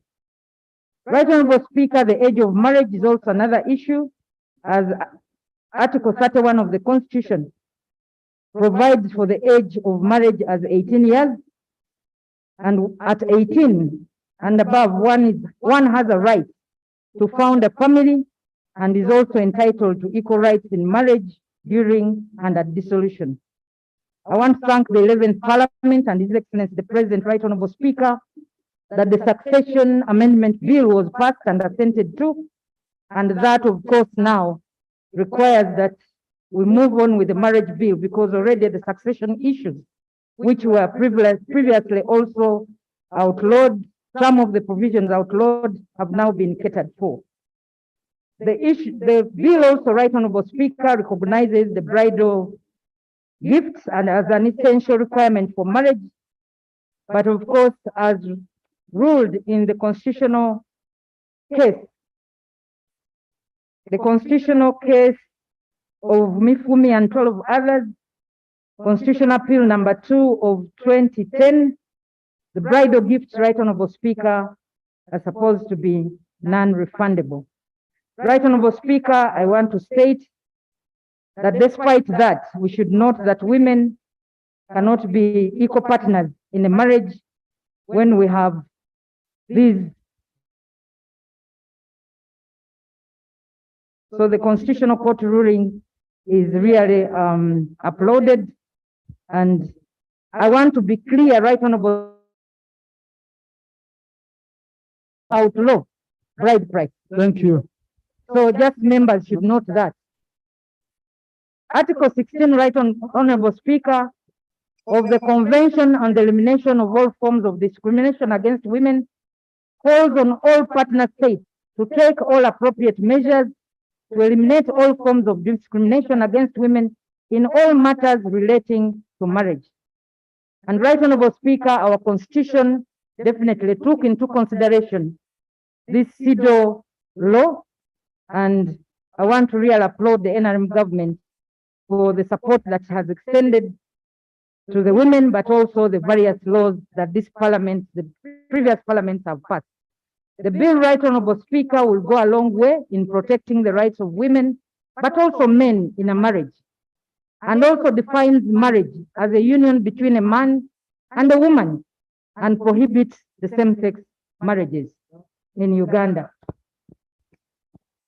Right Honorable Speaker, Right Honorable Speaker, it's the state's responsibility to promote and preserve those cultural values and practices which enhance the dignity and well-being of Ugandan citizens. And therefore, Right Honorable Speaker, this is what the bill intends to do. So, Right Honorable Speaker, I beg to move that the bill entitled the Marriage Bill leave be granted so that we can present the full bill. I beg to lay, Right Honorable Speaker, the draft bill which is attached to the motion. Thank you, Right Honorable Speaker. Thank you, Honorable Sarah. Honorable Nathan Byanyima, Konda. Colleagues, let's be quick. It's a member's right to move a private member's bill. The bill will be scrutinized by us. So, Honorable Tinka Simire.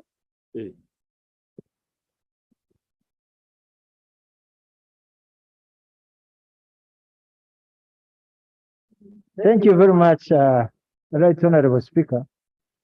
I want to thank the Honorable Member who is moving the private members bill.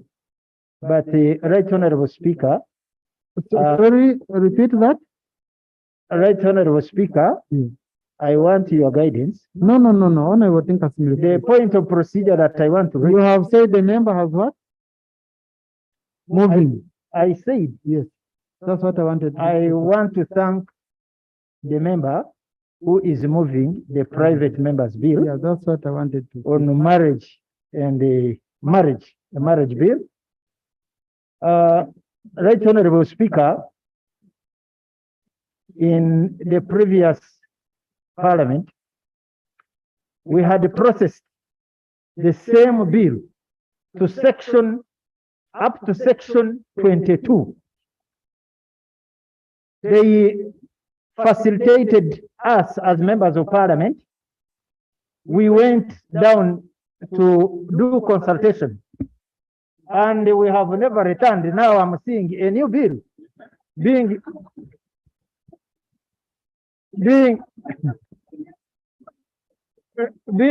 introduced again. The guidance I am seeking, are we proceeding well, or we are somewhere lost? Thank you.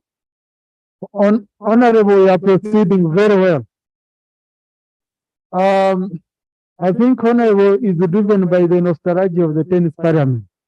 But if you can remember, the Right Honorable Jacob Oranya made a ruling on that matter, and that ruling still stands. Business of that parliament lapsed.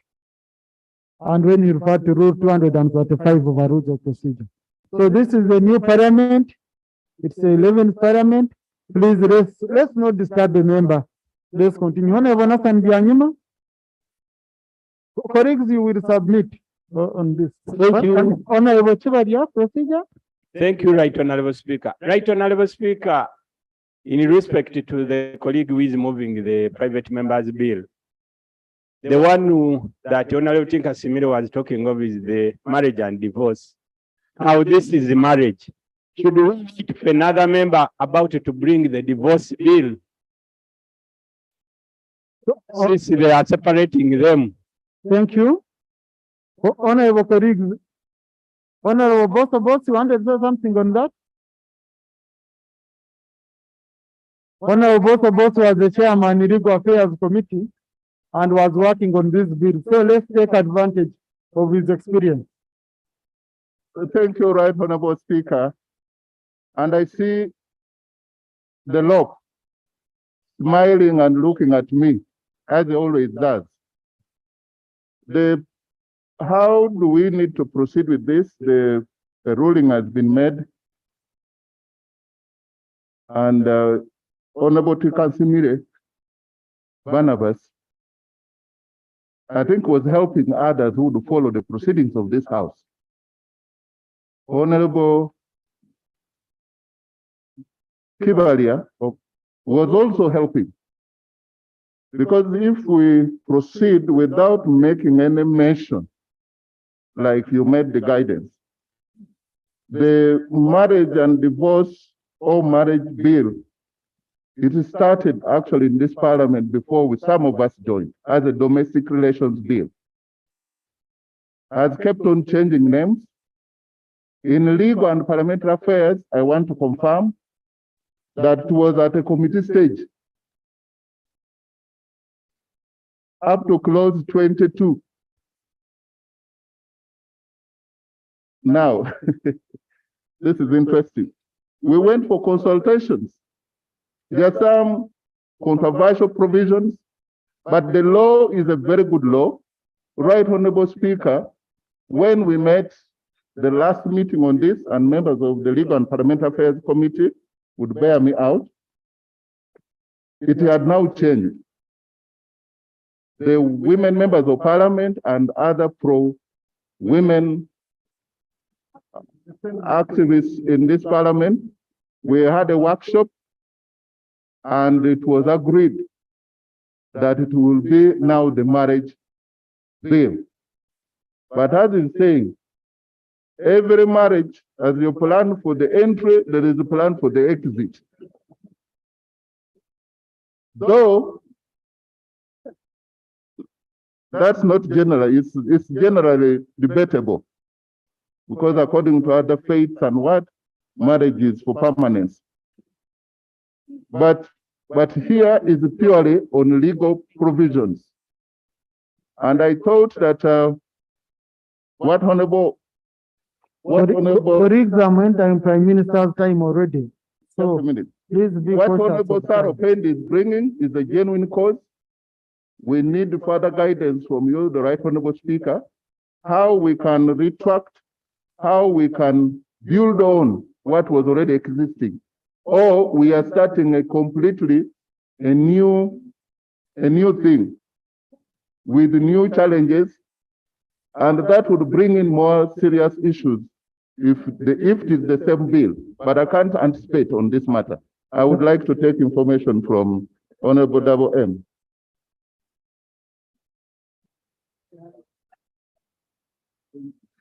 Thank you, Honorable both for giving way.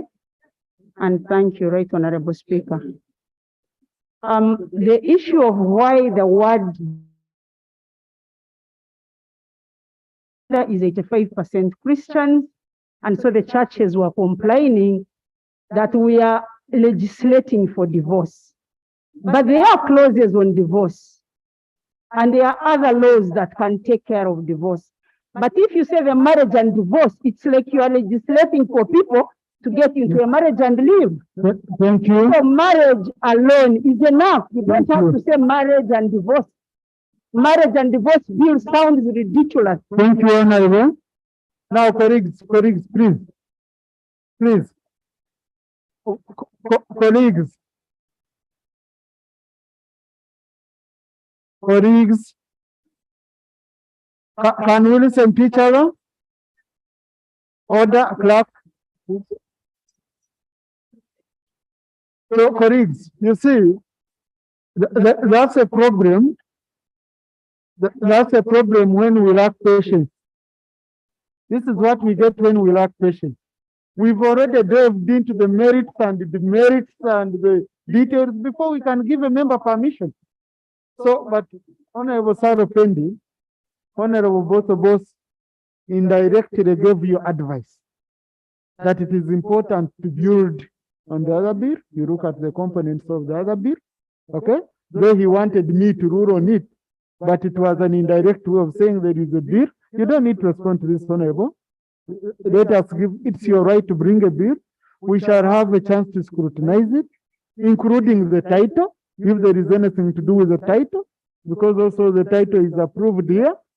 So, colleagues, I request you that we don't take this far, because the Prime Minister's time by law should be 4 p.m. She was generous to give me 5 minutes. I'm seeing I've taken long. Let me allow Honorable Nosanjanyma 2 minutes, and we vote on this matter. Thank you, Mr. Speaker.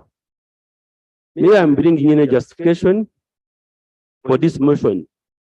But, Honorable Speaker, we all acknowledge that the proposal to consolidate and reform the law relating to marriage, separation, and divorce has had a long history in this parliament. In 2003, we had a domestic relations bill. And later we had a marriage and divorce bill. All of them got stiff resistance from the society. But now those bills remained unfinished and they lapsed. So, Right Honorable Speaker, we all know that the family is the basic unit of society and primary social unit. Indeed, 1995 Constitution of the Republic of Uganda recognizes the right of a man and a woman to marry. And for the family, the benefits of having a woman to marry and well-regulated marriages and rights that accrue are beneficial to all of us. It is important to know that over time, a number of legal and policy reforms have occurred, which render the application of certain provisions of the current laws relating to marriage and divorce arbitrary. For example, the Constitution of 1995, which provides for equal rights. You remember the children, the girls could not get any benefits from their fathers. Now the law allows it. And as the solution under Article 31, this is not fully reflected in our laws. So in addition, courts of law have in a number of made decisions, declared some provisions of the existing laws unconstitutional. For example, some grounds of divorce, the return of bride price, widow inheritance, among others. As a result, we have to face these inevitable changes and align the existing law to ease implementation.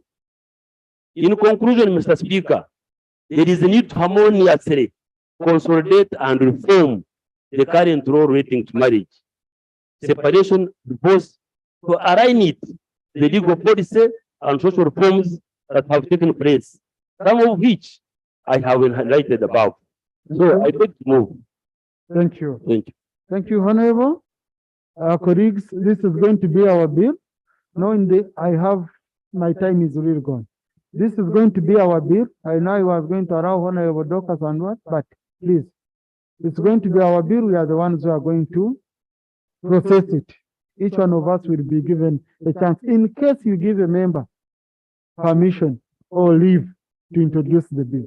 So now I put a question that a motion seeking leave of the House to introduce a private member's bill entitled the marriage bill be approved. Those in favor say aye, those against say nay. The ayes have it. Thank you. So Honorable Sarah. Thank you, Right Honorable Speaker and colleagues. Thank you. Honorable Sarah, go and work on your bill. Congratulations. Next item. Item number 3. No, I will go to number 4. Item number 4, Prime Minister's time. Thank you, Right Honorable Prime Minister.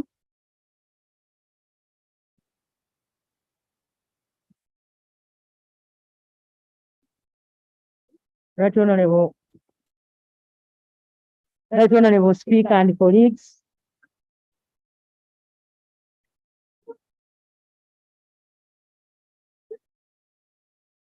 Thank you. Honorable Nanyondo, Veronica.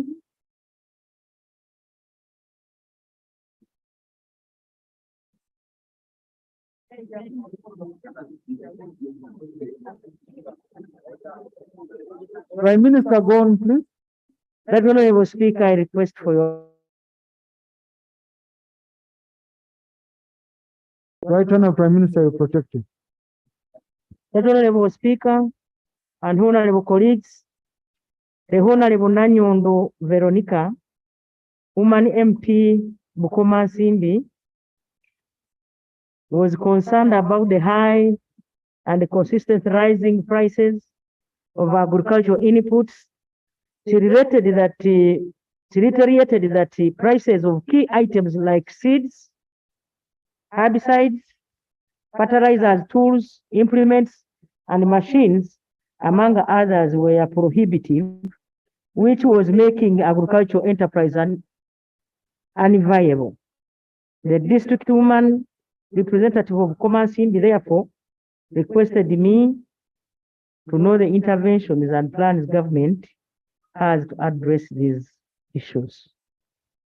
Honorable Speaker and colleagues, government is encouraging the use of e-agriculture system to cushion farmers from escalating prices of agro inputs. Government is promoting the local manufacturing agro input, including seed, acaricides, vaccines, fertilizers, and herbicides. For example, Honorable Speaker, government is working with private sector actors like Elam Uganda Limited to do fill and finished poultry powders. Two, Limited to produce acaricides. Three, Vemipro to manufacture organic fertilizers and pesticides. While Naro and Makerere College of Veterinary Medicine and Biosecurity, commonly known as COVAB, to produce tick and foot and mouse and African swine fever vaccines. Honorable Speaker and colleagues, we shall strengthen agro-dealer associations. This intervention aims to facilitate pooling of agro input orders or demands from farmers and bulking them to purchase those inputs to take advantage of the economies of scale and to reduce the transaction costs between agro input manufacturers and dealers, which will translate into reduced prices to farmers. Building and strengthening capacity of farmers to properly use agro inputs while sensitizing and preparing communities to we also advise farmers to remain frugal. That Honorable Speaker, the question number 2 comes from Nyamutoro Fiona, the National Female Youth MP.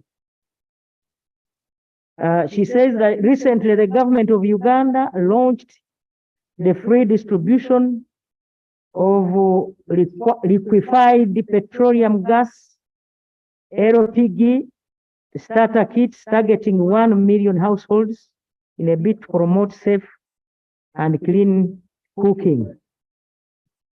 She was asking me to update the country on this program. That Honorable Speaker, the update is that over the years, heavy reliance on biomass, that is firewood and charcoal, the primary cooking energy has eroded Ugandans' natural tree cover with adverse effects on the environment and the health of the population. The National Development Plan 3 emphasizes the need for increased uptake of LPG as an alternative and efficient cooking technology. Honorable Speaker, government will give out 1 million LPG starter kits to Ugandans for free, comprising of locally manufactured 13 kilogram cylinders with accessories and cook stove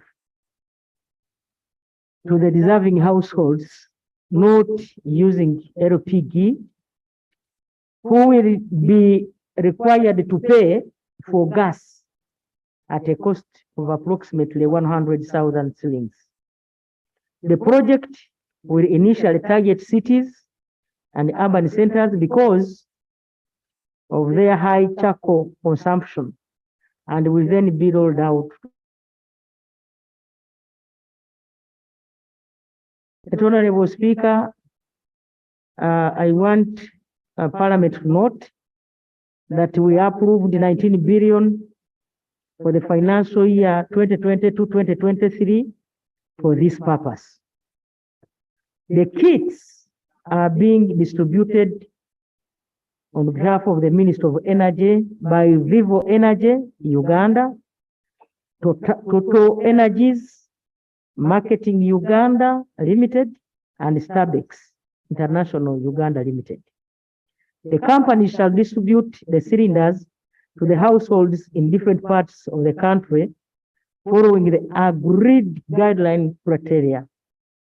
On 5th May, the Honorable Speaker, of this month, the Honorable Minister of Energy and Mineral Development, Honorable Rusina Nkavirwa, launched the distribution of liquefied petroleum gas at Makindye, Sabagabo, Bugo Zone, Busabala, starter kits, and the full distribution of these kits commenced on the 12th of July by Total Energies, Marketing Uganda Limited, Starbex International Uganda Limited, on behalf of the Government of Uganda.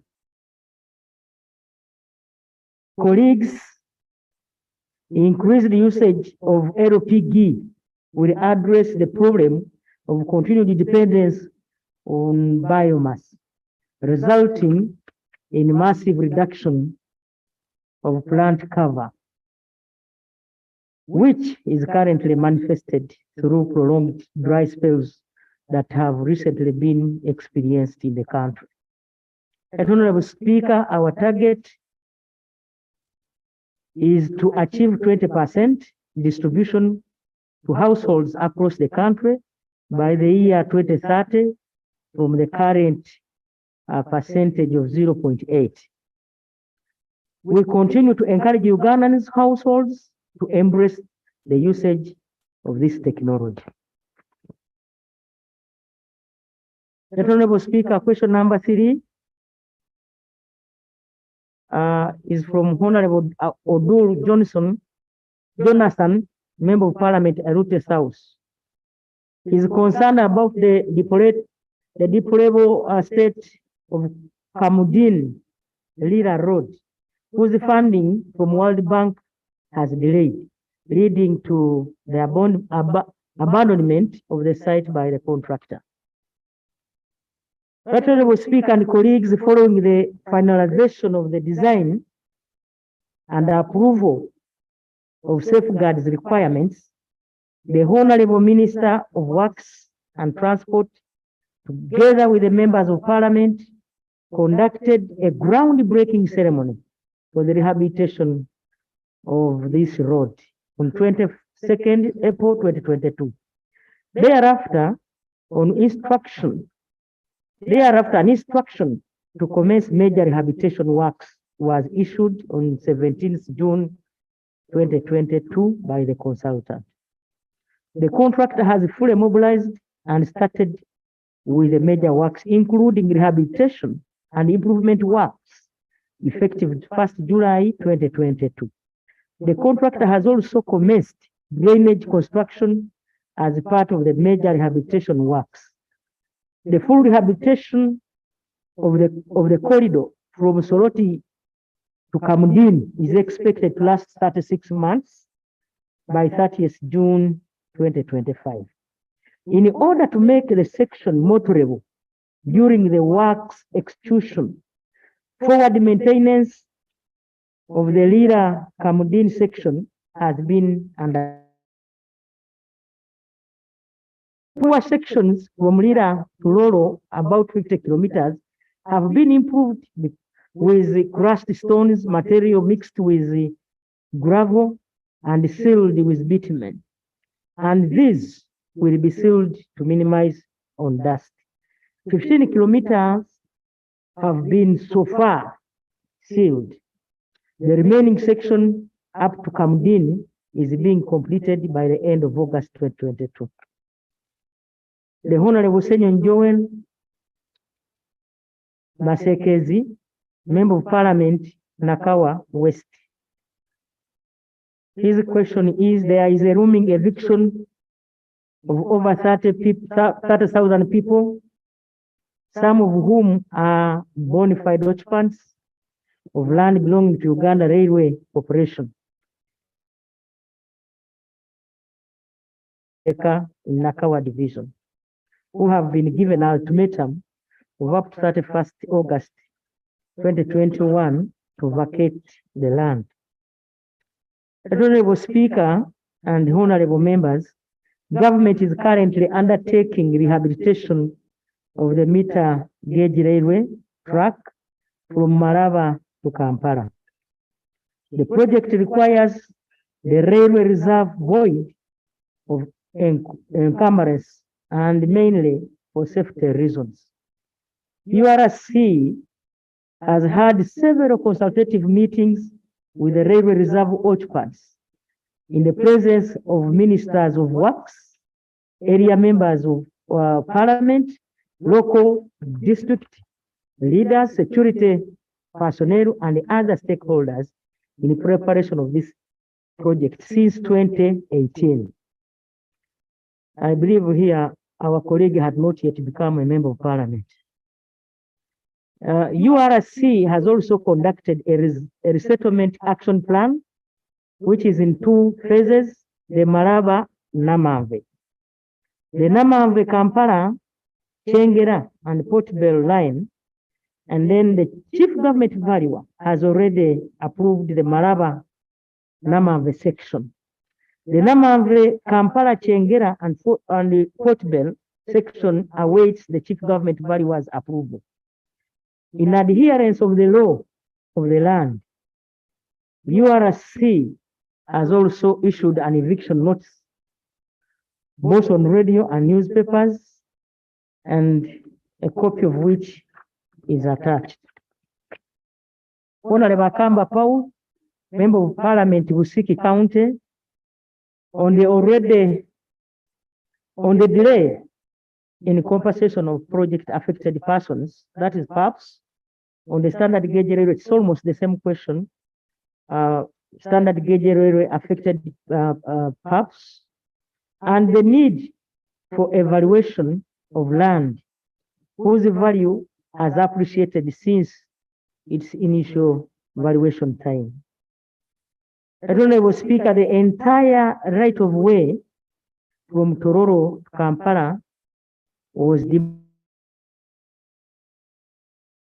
land to be acquired is 4,700 acres, including the main line and spurs. The total land compensation cost was estimated at Uganda shillings 584.90 billion Uganda shillings in 2016, to be paid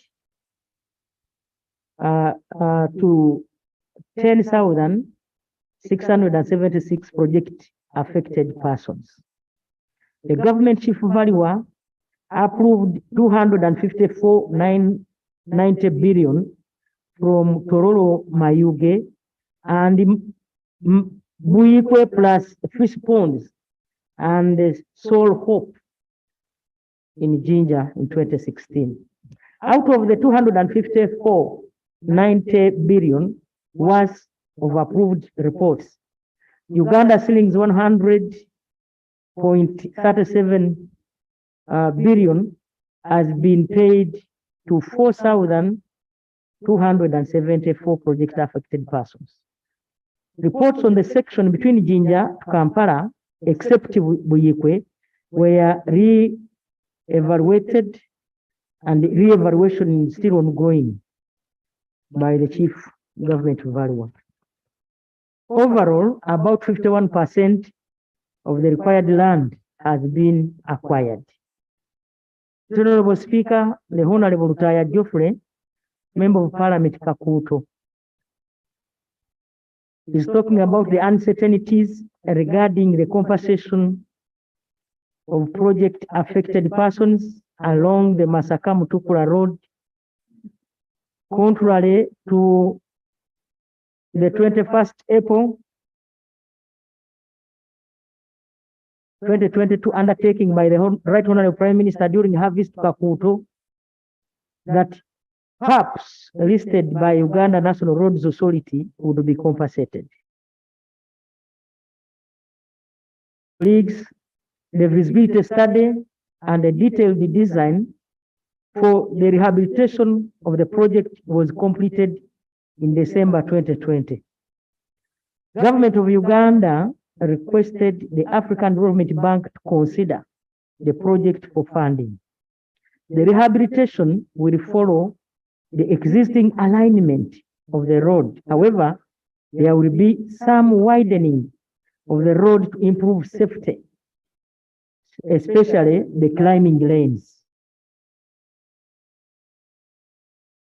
to areas where the road will be widening because it is already an existing road, and therefore there is no need to acquire more land. That Honorable Speaker, Uganda National Roads Authority awaits funding and is carrying out routine maintenance on that road as we await funding from the Honorable Charles David Karwanga, Member of Parliament, Busuju, is concerned about the abandonment of projects in Mitiana district, citing the case of water, roads, and energy projects, which were prematurely deserted by contractors shortly after commencement of construction, and the need for an investigation into the matter. That Honorable Speaker, electricity, that is in Busuju County. Butayunja sub-county, the line from Butayunja sub-county, Busuju sub-county bordering Kakindo Town Council, the works are ongoing now. Mitiana North, the line in Mitiana from Misere, Jungwe, Naryankanja, Burera is also ongoing. Roads, Honorable Speaker, Uganda National Roads Authority is currently undertaking the rehabilitation of Mitiana Mubende and upgrading Mitiana town roads. The contractor is on site and the works are going on well. Honorable Tibandeke Charles, Member of Parliament, Bale County, is concerned about the discriminative issuance of trading licenses to fish traders and limitation of licensing the trade in fish more to aliens to the detriment of the natives. Honorable Speaker and honorable colleagues, fisheries licensing is a fisheries management tool that is carried out on an annual basis and is supposed to be conducted from 2nd January to 31st March each year. Ministry of Agriculture, Animal Industry and Fisheries has upgraded from manual licensing to electronic licensing. The licensing activity involves application by intending fishers, traders, processors, and exporters. The applicants log into URA portal where assessment is done and bank payment forms are generated. Once the licensee pays in the bank, their details are forwarded to the Directorate of Fisheries Resources, where logging is done on the Ministry of Agriculture, Animal Industry and Fisheries licensing portal to complete the licensing process and issue a license. Therefore, the system is not discriminative since it is automated. Fishmore is the swim bladder of the Nile perch, and hence it is a byproduct. The sustainability of the fishmore business depends on the sustainability of the Nile perch catches and stocks. Ministry of Agriculture, Animal Industry and Fisheries and specifically the Directorate of Fisheries top management has established and agreed on a criteria on which the fish maw traders were to be assessed, and only those that meet the minimum requirements are licensed.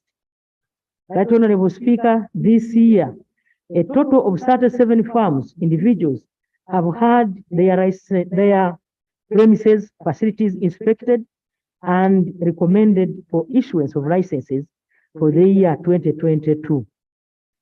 Those with minimum basic facilities as per the regulations and fulfillment of the criteria set by the Directorate of Management are already issued with the 17 licenses. Others are being issued as and when they comply. A total of 21 licenses have already been issued. Honorable Speaker and colleagues, the licensing of fish maw collectors and traders for 2022 has, however, delayed due to a number of reasons. One, the need to register and vet all the fish maw dealers before they are licensed for purposes of regulating and control the number of fish maw dealers licensed per district on the 3 lakes, which have Nile Perch. That is Lake Victoria, Choga, and Lake Albert. Following the massive death of Nile Perch in the late 2020 and the early 2021 due to fish poisoning, the factories experienced a sharp decline in supply of Nile Perch for processing, which has also negatively impacted on the fish exports. There are reports that the sharp decline in the Nile Perch supply is linked to the primitive fishing methods of the fish maw dealers. Honorable Speaker, this is the last question. The Honorable Okor John Amos, Member of Parliament, Agago North, together with Honorable Regan David, Member of Parliament, Agago County, and Honorable Akero Beatrice Akori, woman representative Agago District. I have heard that Honorable Akero Beatrice Akori. Akero Beatrice Akori. I want to take this opportunity. I know the official communication is coming, but to congratulate her.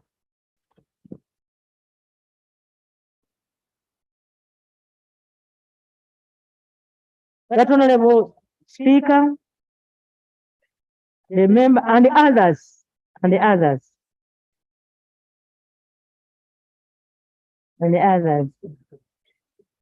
you know best, and the others, you know from everywhere. You know NRM is so embracing. That Honorable Speaker and honorable colleagues, there have been unrest caused by cattle rustling from people coming from Karamoja sub-region, affecting areas of Amia Pachwa, Paimol, Laimut, Parabong,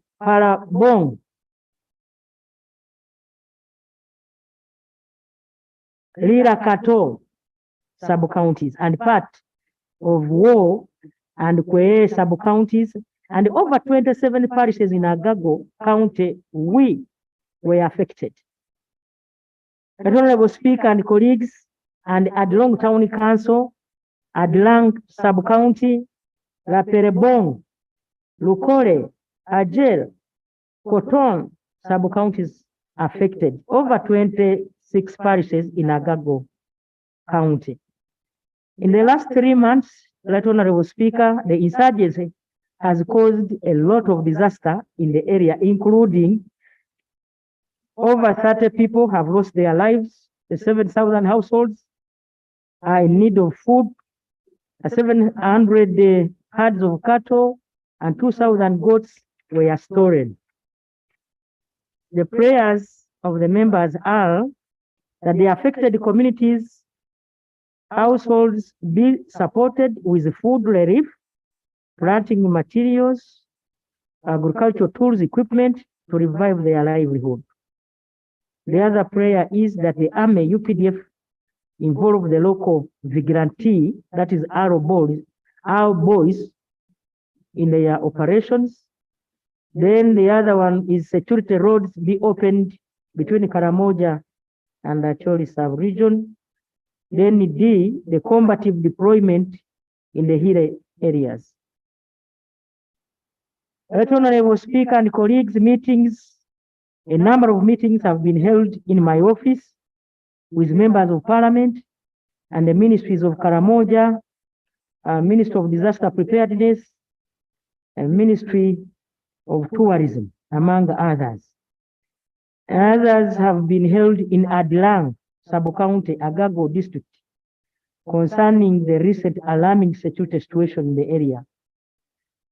Right Honorable Speaker, the command was changed and deployment of the Deputy Commandant of the 73 Battalion, Brigadier Omagino, has been deployed in Adlang. Notably, in Adlang Sub-County and Town Council, more 3 detaches were added to the already existing 7 detaches, making a total of 10 in order to close the Karamojong infiltration routes. On 17th July, warriors stole 41 cows from Adlang, as mentioned below. Abalar, Mary, 11 cows were stolen and all of them were recovered. Omia, Martin, 7 cows were stolen and 5 were recovered. We are still looking for 2. Alayo, Florence, 10 cows were stolen and all of them recovered. Aloya, Santina, 11 cows were stolen and all of them recovered. Okot Walter, 4 cows were stolen and 2 recovered when our soldiers made a follow-up. The warriors. In addition, changes in command and deployment were made in the presence of the leaders in the area, the district leaders, local leaders, and the community to improve security environment in the area. The leaders who were present, Right Honorable Speaker, the LC5 Chairman, Mr. Ojok Leonard Opio, the RDC, Honorable Okot Emmanuel, the LC3 Adlang Sub-County, Akwi Muhammad. Right Honorable Speaker, government today has already dispatched relief items to the affected districts, including Agago. Government is coming up with the following suggestions: to deploy drones to detect the attacks, including those that will come at night. The helicopter for surveillance in those hill areas. Right Honorable Speaker, as we were starting questions, a question came from a colleague to do with law development center. Can I answer? It's your time, Right Honorable. Go on. I thought I had run out of question. Yes, so can I wait for that time to answer this one of RODC? No, go on, Right Honorable. Honorable Speaker, as we are here, I asked my staff to rush to RODC and find out what is happening. They have brought me a statement, and I request that I read it verbatim. That the graduation ceremony was originally supposed to take place on 20th May 2022 as a fully physical event, but had to be postponed due to the absence of a management committee. When the new management committee was instituted, and it fixed the graduation date for 29th July 2022, the committee took a decision to have virtual or online graduation ceremony, bearing in mind the uncertainty of an ever evolving COVID-19 situation in the country, and the need to ensure health and safety. And graduation was up to 5,000 in attendance, which could be a COVID-19 super spreader event. The decision to have a virtual graduation ceremony was taken by the management committee, the highest policy body and decision-making organ of RODC. The director and secretariat team are obliged to implement that decision. That the lessons learned from the COVID-19 pandemic have led to the evolution of a new normal. A new normal. Indeed, the 48th graduation ceremony in 2022 was wholly virtual, online, and all the students of RODC who passed went through the same virtually. Whereas RODC could have loved to conduct a physical ceremony, there is no statutory, neither other legal requirement for a graduation ceremony to be held physically. The best performing students, all back course students who attained first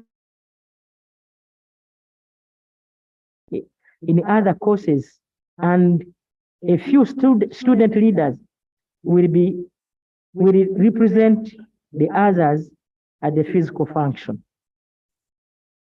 It is not true that the students have paid graduation fee of 400,000. The graduation fee is 200,000.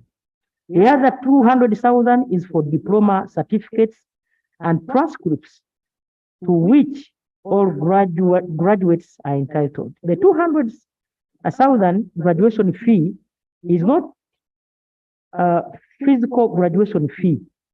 A student will be graduated by RODC, the service paid for or not. The graduation fee is not paid to RODC. It is paid to Uganda Revenue Authority, URA, and is part of government revenue. RODC does not get any direct financial benefit from the fee paid. The cost of organizing a graduation ceremony comes from the funds appropriated by Parliament and released by the Ministry of Finance to RODC. And the difficult financial situation nationally means RODC, like any other government institution, has faced budget cuts and needs to spend its resources frugally. Contrary to the popular belief, a virtual or online graduation is not cheap or cost-free. There are logistical costs of setting up a virtual a venue, arranging for a few physical attendance. There is also a substantial cost involved in live streaming the event. Thank you so much, Right Honorable Speaker. I got this information from Franca Obonyo, the Public Relations Office. Thank you, Right Honorable. I think, Right Honorable, you will need to interest yourself in the issue of graduation fees in public universities, because it's like me paying fees, I study, you're required to give me a report, and you say I must pay for a report. But all these fees and studying, when I was doing it, what was I up to? And 200,000 really for a graduation fee. That's Right Honorable, interest yourself in the matter, and I know you will look into it. Yes, I know you will look into it. So I will allow some members ask a few questions. Okay, then I will start with Honorable Isa. I don't know. Yeah. I don't know Abim. Then I come to Guzuri. I first pick three. Yes, Isa, Janet Abim, and Guzuri. Thank you, Right You have Honorable. heard those who have never, then I'll add on Max Ochai. Four for now. Thank you, Right Honorable Speaker. For record purposes, I'm Ngaba Aisa, aka Black, representing Bugangai's East Kakumiro District. As you know, Right Honorable Speaker, I come from Bugangai's East, and my people were telling me of their problems. We have an issue with dairy farmers. Their milk is being sold at 800 shillings to 1,000. When you go to Hoima, the milk is sold at 2,000 shillings.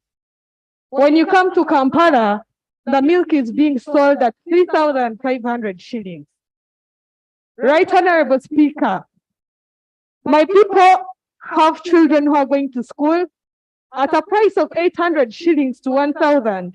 They are unable to pay for school fees for their children. My question to the Prime Minister, to the government, and the Ministry of Agriculture, what plans do they have for the prices of milk? Secondly, for the prices of the crops like maize, because they are not standardized. Thank you. And they cannot compete favorably. And I want my people to get enough money to pay for their children's school fees and have a peace in this country. Thank you, Honorable. Thank you, Right Honorable. Right Honorable Prime Speaker. Minister. Colleagues, Prime Minister's time is provided in the rules. So I'm limited by time, not more than 45 minutes. Right Honorable. So I have 4 minutes remaining.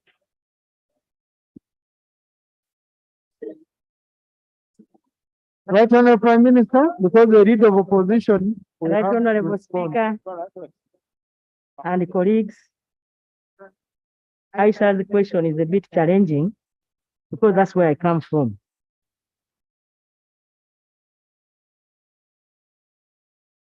And some milk coolers have already been taken to the sub-counties of Chisita, in the areas of Chisita, she's aware. There is also another one that we are going to take to Nkoko. When they have a way of storing their milk, I know the price, they will look for prices if they transport this milk to another distant area. Thank you, Right Honorable. Abim, please 1 minute for your question. Thank you very much, Right Honorable Speaker. Right Honorable Speaker, the current famine being faced in Karamoja region has affected all the 9 districts. And currently, government through the office of the Prime Minister but whereas this is so, Right Honorable, the people of Abim are watching with dismay. Trucks carrying food passing through Abim, taking it to Kotido, passing through Abim, taking it to Kabong, passing through Abim, taking it to Karenga. Right Honorable, this kind of scenario is very intimidating. And people are contemplating intercepting some of these trucks and having the food.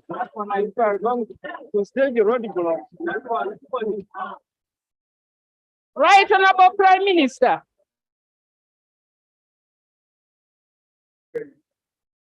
Getting food. Thank you, Honorable. Under the current arrangement. Thank you. That's a direct question. Right Honorable Prime Minister. Right Honorable Speaker and colleagues, it is true we prioritized those other districts which had many issues of death. People were dying in Kabong, all of you knew, and so, but we have, and the limited number of trucks we have at the Prime Minister's office. Honorable Speaker, yesterday, we dispatched other trucks and some of them are destined for Abim. Thank you. Oguzuri, 1 minute. I'll conclude with Honorable Sekabira. Yes. One minute, please, Oguzuri. Right Honorable Prime Minister. Colleagues, I have other issues you will speak on, please. Please. Sekabira? No, sorry. Oguzuri? Right Honorable Prime Minister, in West Nile right now, critical operations in regional hospitals cannot take place. Vaccines that need power. Wait. Please, colleagues, go to your seats. Go and take your seats. This is not lobbying. Okay? Yes. Colleagues, now I want to make it clear. You don't speak in this house through lobbying the speaker. You will catch the eye of the speaker, please. Oguzuri? Right Honorable Prime Minister, I was drawing your attention to an urgent matter which needs urgent attention. Right now, critical operations cannot take place in hospitals in West Nile because power is not available. The company Electromax, you contracted as a stopgap measure to provide power to Enreco does not have fuel. And as a result, all cold storage facilities cannot run, operations cannot take place. I want to know if there's someone in charge, and if there are people in charge, what do we expect? Secondly, the president guided that the government should pay tobacco farmers. To what extent have you proceeded to implement those guidances? Thank you. Right, Honorable Prime Minister? Right Honorable Speaker, today I'm lucky. The Minister for Energy is here. I request through you, Right Honorable Speaker, please, the Minister for Energy to help me and answer that question.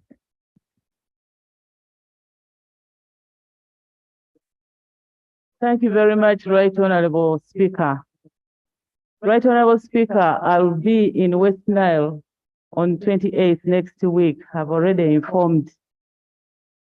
I have already informed the people. I have been going there and I've been interacting with the MPs from West Nile, trying to solve the problem of Electromax. I've just heard that the current situation is caused by lack of fuel. Obviously, the Ministry of Energy is going to talk to Electromax. We've ever done it before to make sure that we provide fuel so that we can generate power to save the people. I'm going to do that right away. Thank you. I had allowed Honorable Tobacco. Tobacco issue has not been addressed. Oh, tobacco? Right Honorable Speaker and colleagues, we have a pending issue to do with the farmers of tobacco in West Nile. We had the two regions that were struggling in the same way. Last year, we managed to pay the tobacco farmers in Bunyoro and Mubende sub-regions. So the president has directed that we pay those people. So I'm in touch and talks with the Minister of Trade. You will also be covered. Thank you. Honorable Secretary, we conclude with Honorable Abunji. Thank you so much, Right Honorable Speaker. Right Honorable Speaker, on the 14th of June 2022, ideally 16 days to closure of financial year 2021-2022, URA officials and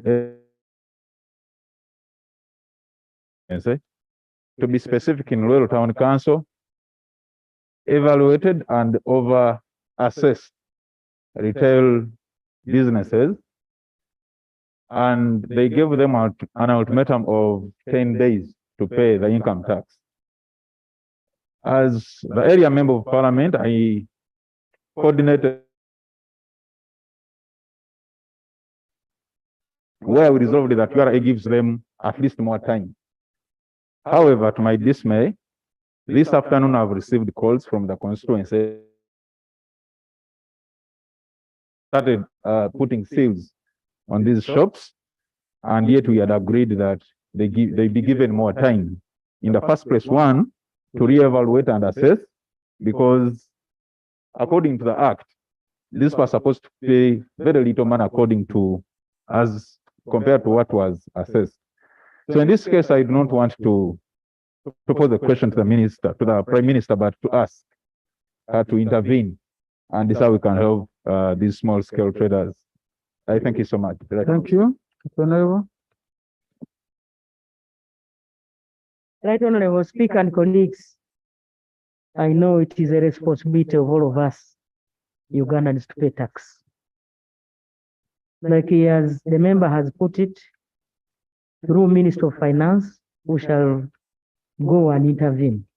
Thank you. Right Honorable Speaker. Honorable Right Honorable Speaker. Right Honorable Prime Minister. There are colleagues who gave me papers. Right Honorable Prime Minister, it's my power to choose who asks you a question. This habit of members sending you questions because I haven't picked them is trying to shortcut me. Please, kindly. Okay? Kindly. Colleagues, you are around 100 people standing up here. We have limitations within the law, within our own rules, which you set. So I cannot create any more time. Okay? So next time you'll get a chance. I don't have any reason for not picking you. Please, just bear with me. It's so difficult. One day I'll call one of you, maybe to sit here and you see what it means. Honorable Abunji, conclude. Thank you. Thank you so much. Right Honorable And I Speaker. kindly request you to read the Rule 41. Please read the Rule 41. No. Honorable Abunji. Thank you so much, Right Honorable Speaker. The issues I'm putting forward to the Prime Minister due to the limited road fund, which cannot be enough for routine road maintenance. In Bundibujo, we have got bridges which were washed away by the floods, and we have got also some roads which the district cannot manage, and we requested the Ministry of Works to help us because we don't have enough funds. The Ministry of Works came and surveyed Humia, Bundiolume, Kitara, Kisuba Health Center 3, Busaru Kokoa Road. That road connects all those areas, and they are 23 kilometers. Since the ministry came and surveyed those areas, it went silent. Right Honorable Prime Minister, I want to know when those roads are going to be worked on. Secondly, it's about the Nyahuka Mirambi Bridge, which by then Minister, up to now, Minister for Works Katumba Wamala had promised that when the funds are available, the bridge is going to be worked on. This is a big bridge, and it connects so many sub-counties, especially when there is the season of cocoa for vehicles to pass. But instead, no, Honorable, make your prayer, please. Just a question. Yes, I'm concluding with no, this question. Just a question straight. I'm asking the Prime Minister, when is the bridge going to be worked on? Thank you. Colleagues, as the Prime Minister is coming, Rule 41, Sub-Rule 8 says, the Prime Minister's time shall not exceed 45 minutes. Shall not exceed 45 minutes. So before complaining, please, these are your own rules. You're the one who allowed them. Go on, Honorable, Right Honorable Prime Minister. Right Honorable Speaker, because they know Nabanja is Majegere, I've already covered 1 hour, and I'm still strong, Right Honorable Speaker, to answer other questions. Honorable Speaker, now that the Minister of Works is here, I request, like the way I did for Minister of Energy, to allow him help me answer that question. so we can give a relevant answer to the member. Honorable Minister.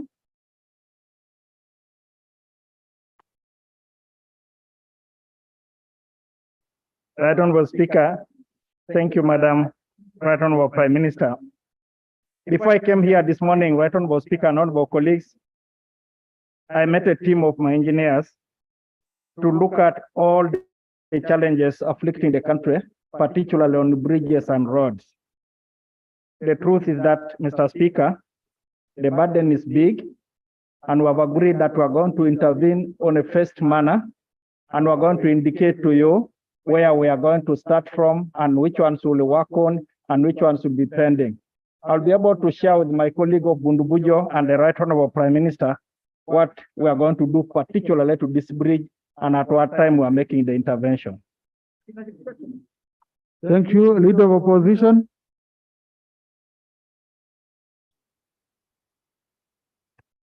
Thank you, Right Honorable Speaker. I'd like to thank the Prime Minister for the energy in answering the questions. Right Honorable Speaker, I want to begin with a light one. We have had some ideas generated from my side with my whip. A partial remedy to some of the challenges we have in the House and to the presiding officers, because inevitably we are a bloated House. We have clustered our side over the last couple of weeks. And now that we have a government chief whip, probably next week, we would meet the presiding officers and agree to refresh our whipping system. Because in a House sitting for probably 6 hours at the maximum, not everyone can speak. If we sharpen our whipping system a little bit, it will help members to have occasion to be on the floor and avoid this kind of situation where everybody is fighting to catch the speaker's eye, right, Honorable Speaker. If that will help a bit, I hope we can share with the incoming whip to find a way of relieving on the pressure on the House and the members, right, Honorable Speaker.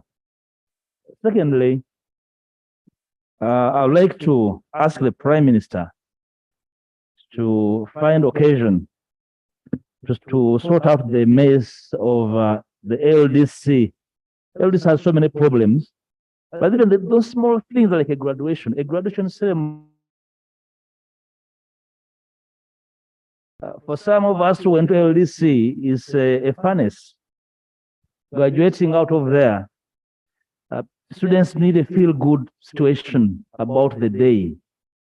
I'll tell you the ceremony is 29th, but on 31st, they have a sports day that would even gather more than the number at graduation. So it's a case of probably, for lack of a better word, intellectual dishonesty for them to claim that they cannot gather those students for graduation. The graduating students are barely 1,500. The people attend, they can limit the non-students and allow students to have their feel-good day, because not an easy situation to leave that place. So probably the Prime Minister would want to find out why they want to deny these students their final day in the furnace, Right Honorable Speaker. When if students pay 200,000 and they're 1,500, LDs have 300 million for a song. Collects for, we all know how the systems work. URA collects, but for the same MDAs, and therefore they have budgets and they will remit. So it's a no-brainer trying to educate us on how revenues are collected and what happens after collection. Honorable Speaker, I'll be very brief. I'll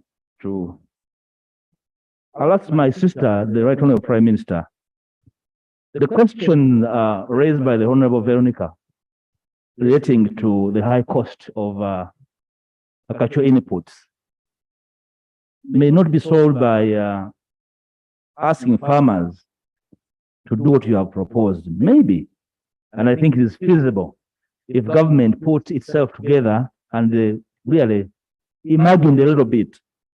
Some of the challenges require long-term solutions, and therefore they require reforms in the entire system. But the short-term challenges to the farmers need a bit of adjustment. Take an example. Poultry farmers are suffering with the cost of feeds because we export raw maize. We export unprocessed maize. Other countries don't, because we need to retain brand to support poultry farmers. Does that require a long-term solution?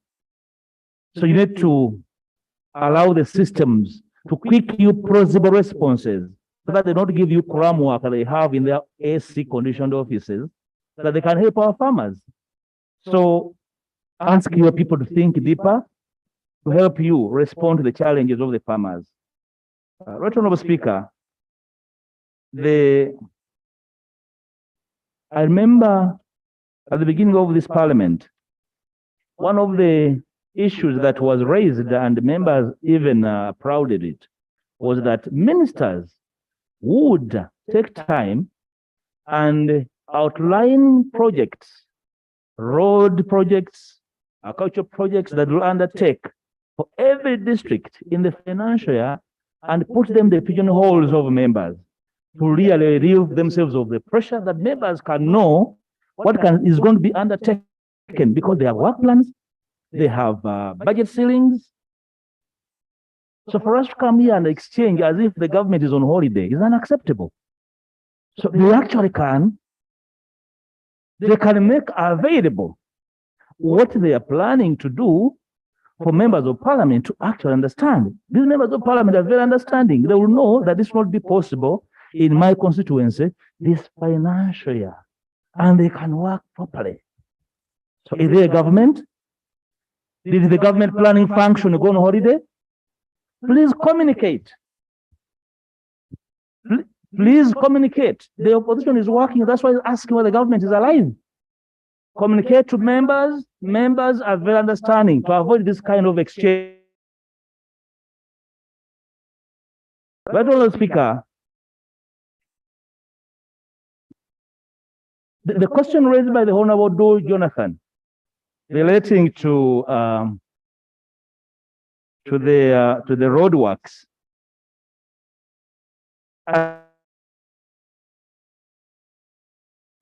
Did not get a response to is whether the government is undertaking rehabilitation or reconstruction. The presidential order was reconstruction. I hope I'm right, Honourable Minister for Works. The order was reconstruction. The member was concerned that what he's seeing is rehabilitation.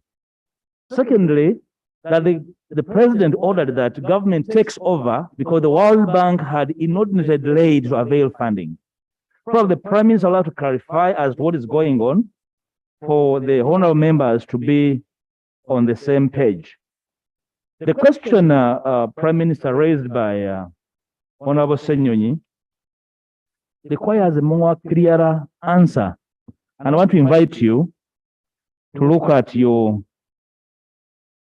last page, where you are informing the member that in adherence to the law of the land, URC has also issued eviction notices. The law of the land, specifically Article 26B and attendant sub-articles, talks about compensation before eviction. And the issuance of the notice which talks about a timeline of 31st August, does not align with the law of the land you are referring to, Right Honourable Prime Minister. So is compensation done? Because that's the law of the land. You wish to clarify which law of the land URC is implementing. Have they compensated timely and adequately before this notice takes effect? Because that's the concern of the... Conclude? Yes, in a minute, Right Honourable. For a question raised by the Honourable Geoffrey Rutaya about the Mutukula Road, Right Honourable Speaker, people's properties were marked probably more than a year ago. The Prime Minister is informing Parliament in response to the question that actually a few sections are going to be widened. That does not respond to the concern of the citizens, the PUPs, because their properties were marked. Now they are not sure. And once your property is marked, the issue is please take leave of this property. It is going to be compensated and leave, please.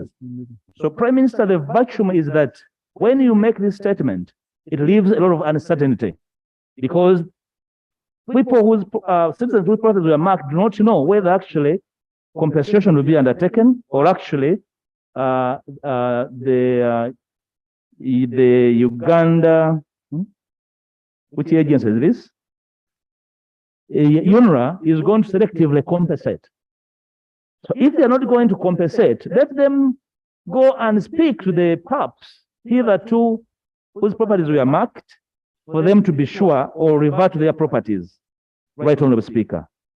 And if, finally, the concerns of the Honorable Tebandeke on the issue of licensing fish small traders relates to the fact that the natives are complaining that there is a cartel that has partaken all the licenses, and that cartel is organized and connected. The concern is deprivation of citizens from accessing licenses, hiding under a very stringent licensing regime because they are told you do not qualify. You see, the system is very complex. You go and log in, and it has told you do not qualify. This system is not from the moon. It is man-made. It's manipulable. But the duty of any government, what's name, is protect natives to benefit from the resources in their midst. Some of these natives only know fishing as the source of livelihood. Right, Honourable Prime Minister, you have not offered assurance to these citizens that are being deprived of a livelihood from smart cartels that are dominating resources of this country everywhere. I thank you, Right Honourable Speaker, and I expect the Right Honourable Prime Minister to be more unequivocal in responding to members' questions, not leave them hanging and unanswered, because they'll return next week with the same questions. Thank you. Thank you. Thank you, Lop. Unfortunately, our Rule 41, Sub-Rule 9 allows the Lop a comment or a right of reply. So it does not call for a question, then the Prime Minister comes back here. No. So it's just, taking note of what he has raised, and then you benefit from it as a government. Now, colleagues, I want us to go back to the debate on malaria, which I promised last time. Okay? So we shall go to track. Item number 3, 2, Yes. statement by Minister on interventions to eradicate malaria in Uganda by 2030. Thank you. Colleagues, you remember we suspended debate on this. Many colleagues still wanted to contribute. So I gave in a list for members to write their names who were here that day. I'm going to give them first priority because people sat here up to 8. I cannot be unfair to them. Please, I announced that colleagues write your name. And I have, so I will first read their names. Otherwise, next time I promise, and if you are not here, you didn't tell me why you are not here, because you are supposed to be here. So I will start with Honorable Ate Sharifa Taban, if she's here. Honorable. Thank you, Right Honorable Speaker. The day we discussed about malaria, many colleagues in this house said that they were 2 minutes each colleague, 2 minutes. They said that they have never received nets. I'm here to attest that Koboko district received a whole trailer of nets, and I was a beneficiary of these nets. And this net actually helped my people a lot. And Honorable Speaker, my only concern came After using these nets for 7 months, they naturally started tearing.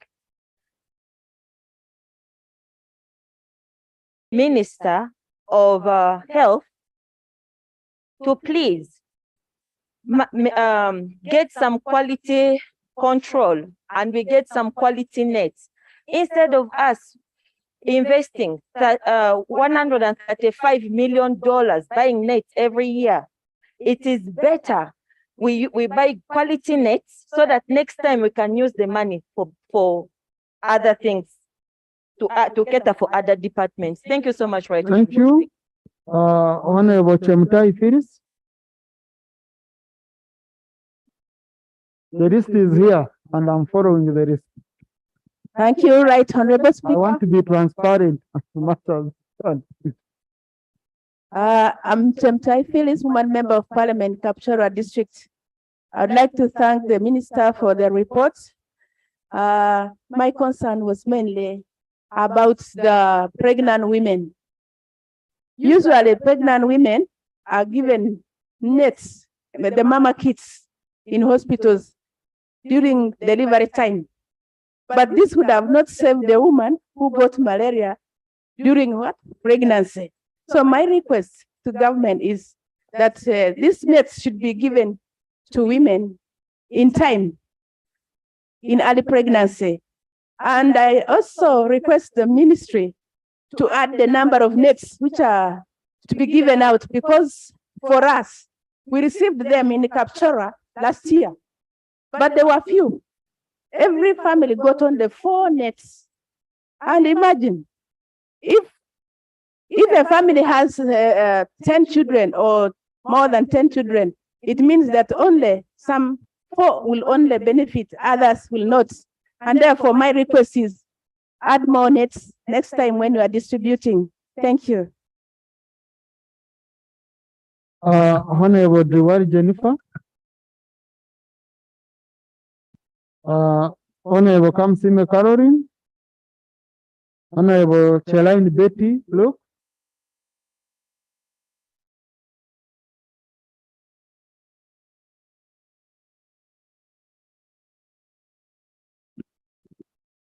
Thank you, Honorable Speaker. For record purposes, I'm Chelaine Betty Louke. My concern on the issue of malaria treatment, according to the report of the Honorable Minister, he told us very well that Karamoja has red indicators of malaria cases. But the time of telling us about the interventions of malaria prevention, she said, Honorable Minister said, Amudat is excluded from chemotherapy, prevention. My prayer is requesting the minister to explain the reasons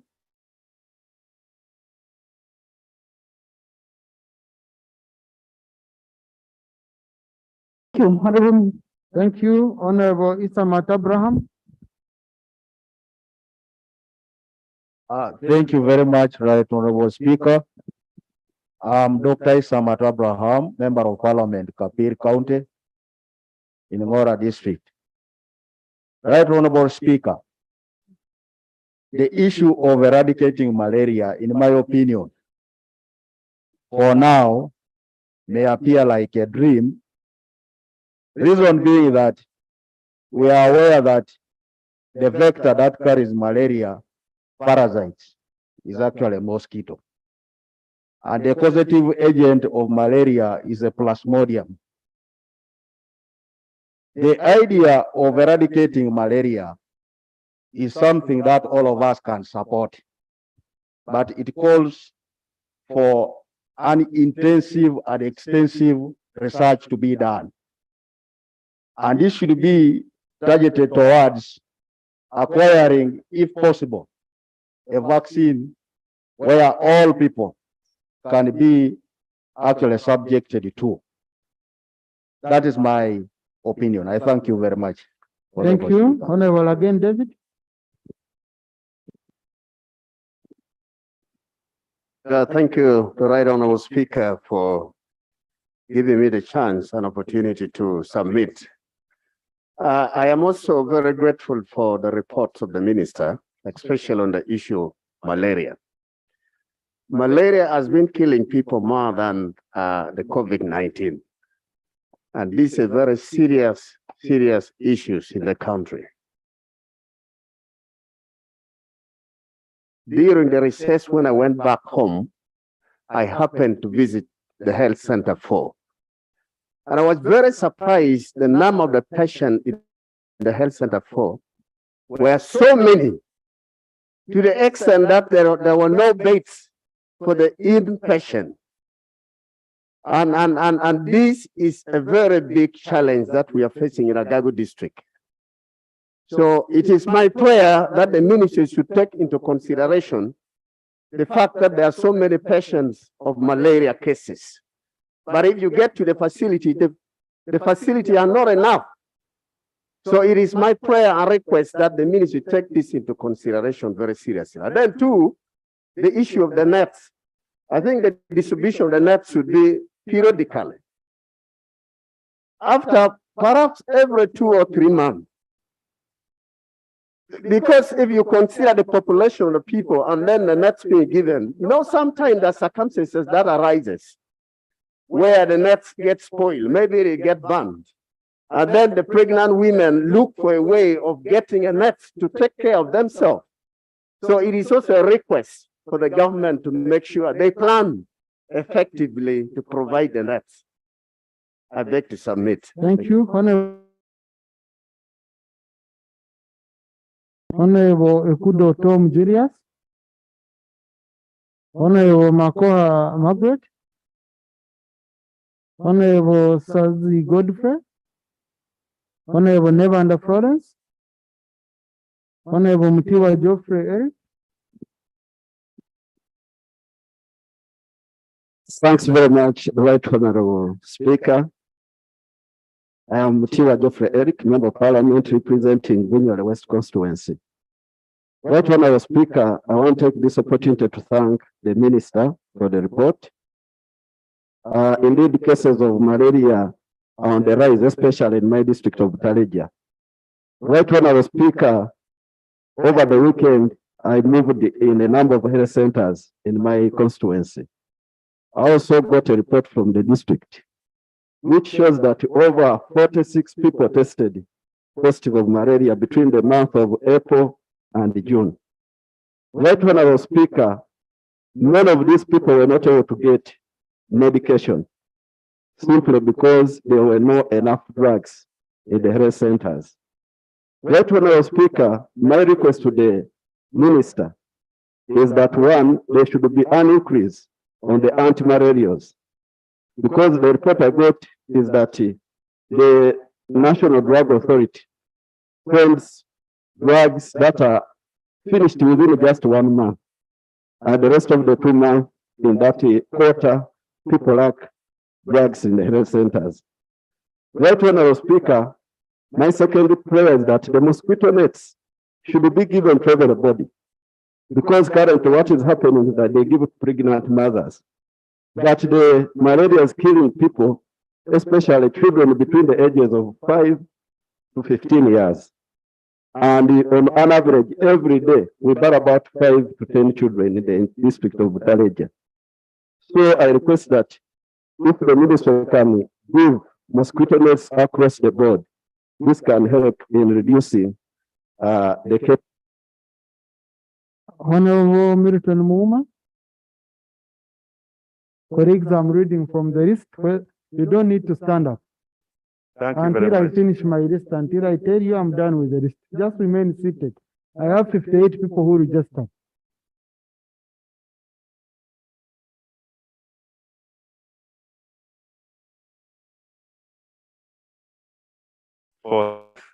And I want to be on record that I fell in love by the way she does, how she handles this docket.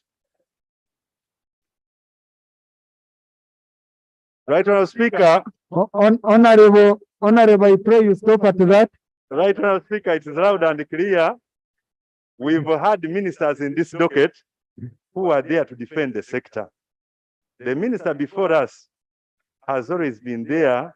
If there's a problem somewhere, should always want to be part of the solution, not to just defend for the sake of defending. Right, Honourable Speaker, one thing I wanted also to put on record is the issue to do with the nutrition. The other day, when a member talked of malnutrition, a colleague was attacking her because of raising the issue to do with the nutrition. Nutrition is one of the key issues that we need to address when you are fighting malaria, because a number of children do die because of feeding poorly or lacking what to feed on. So we want to interest the government that as we are pushing for fighting malaria, we should also be looking at promoting food security and providing children with the necessary diet. Thank you. Finally, Right Honourable Speaker, I want to be educated. In the 9th Parliament, we struggled with the Honourable Chams here when he was fighting indoor residue spraying. When he got convinced, we agreed that we start with the Lango sub-region because it was then the highest risk district. But after that, we feel again there is that reoccurrence. Can we be educated further? Because they said the insects on entering these houses, they would die there and then. Hence, Father Charlson, Honorable Tuto Jacinta.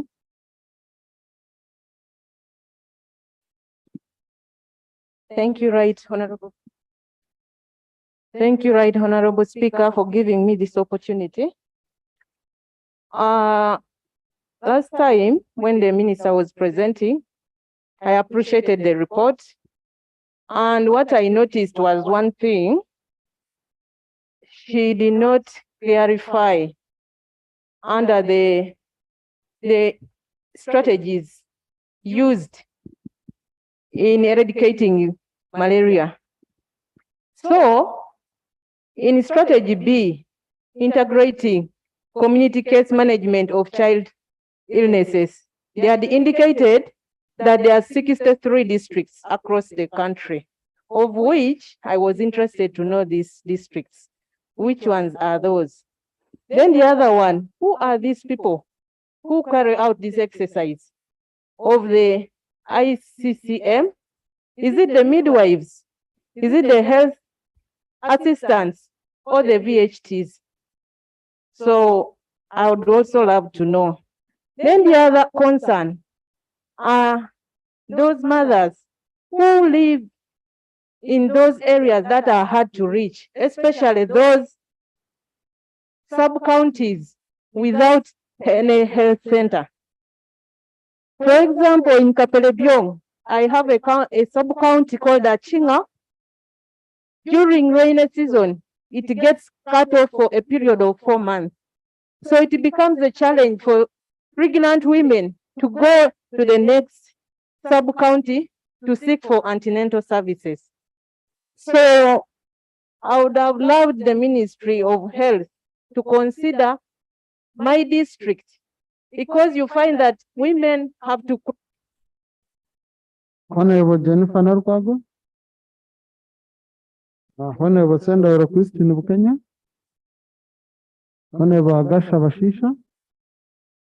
Honorable Max Ochai. Honorable Linda Irene.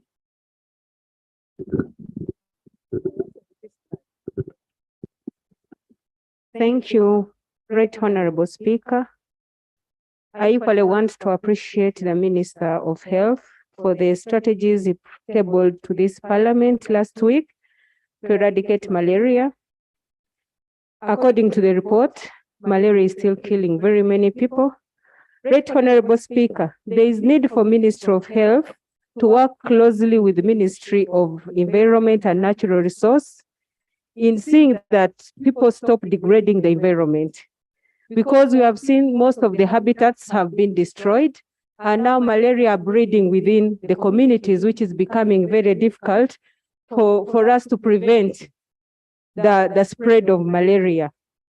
My other prayer, Right Honorable Speaker, is that I pray that the Ministry of Health consider supporting the health center tools, because they are the nearest health centers to our community, where most of the people can easily access services, to ensure that these health centers are equipped with anti-malarial drugs, Because if our people go to these health centers and they don't get the drugs, and the nearest drug shops are very far, they go back home, they don't treat their children, and hence the cases of children dying of malaria are increasing, and also providing malaria kits, testing kits to these health centers. Thank you, Right Honorable Speaker. I pray. Thank you, Honorable Rindaidin. Honorable Cherkut Emerald. Honorable Nyongore Enoch. Honorable Karuhanga Jacob. Oh, Nyongore Enoch.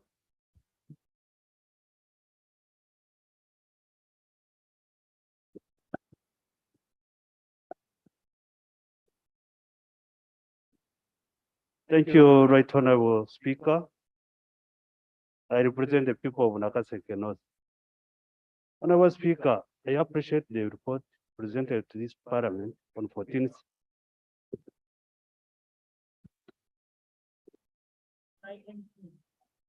I appreciate the report presented to this House on 14th July this year. But in the report, I was challenged by the strategies, of which some of them is the way how our health system is strengthened. Because the other day, we were talking about to give capacity or to equip the health center force. But in the way how Uganda is running the health systems, I think in my constituency where the health center for, on the other day, you were seeing them on TV, the way how they are understaffed, the way how their supplies are not actually released or their supplies don't come in time because of many constraints, especially roads and whatever. Now, Honorable Speaker, I would like also to know. Please, Honorable, go on, please. You have only 2 minutes and you're the one wasting your time. The health centers in my area or my constituency, there are 2. That is those that have staff. That is Chinyogoga and Goma Health Center 4. But the wide area has no health center 4. Now, the problem of eradicating malaria is the problem. Number 2, the way how we should handle migrants. Honorable Karubanga Jacob, Atenyi, Honorable Nakut Faith. Right Honorable Speaker, equally I join colleagues to thank the Minister of Health for an excellent report, particularly for the idea of activating village health teams. This is good for sub-counties that do not have any health facility. I have 2 of them in Napak district, and I witnessed the burial of a mother who left a 2-month-old baby. She died to malaria signs. So having VHTs to supply those areas with the drugs is a plus. My request is that the allocation for malaria supplies should not be based on the grade of the health facility. Rather, it should be based on the disease burden. Because for places that don't have a health facility, it becomes a challenge. Then for places that have health center 2, that are operating as though they are health center 3s because of the number of cases, the supplies become limited. Right Honorable Speaker, last week, you announced in your communication that the Minister for Health would come to give a report on the health financing for Karamoja. The week has ended, the report has not come. The health financing for health infrastructure is key, especially for those areas that don't have any health facility. And the delay has made Karamoja miss out. We've been ring-fenced away from all other options for health financing. I would wish to know when that report will come to the House so we can know the status. Thank you, Right Honorable. Thank you. When I faced that issue, the Solicitor General has cleared, Finance has now also cleared, so they are sorting out that matter. Okay? And very, very soon, we are going to have that issue settled. Honorable Aisha Kavanda?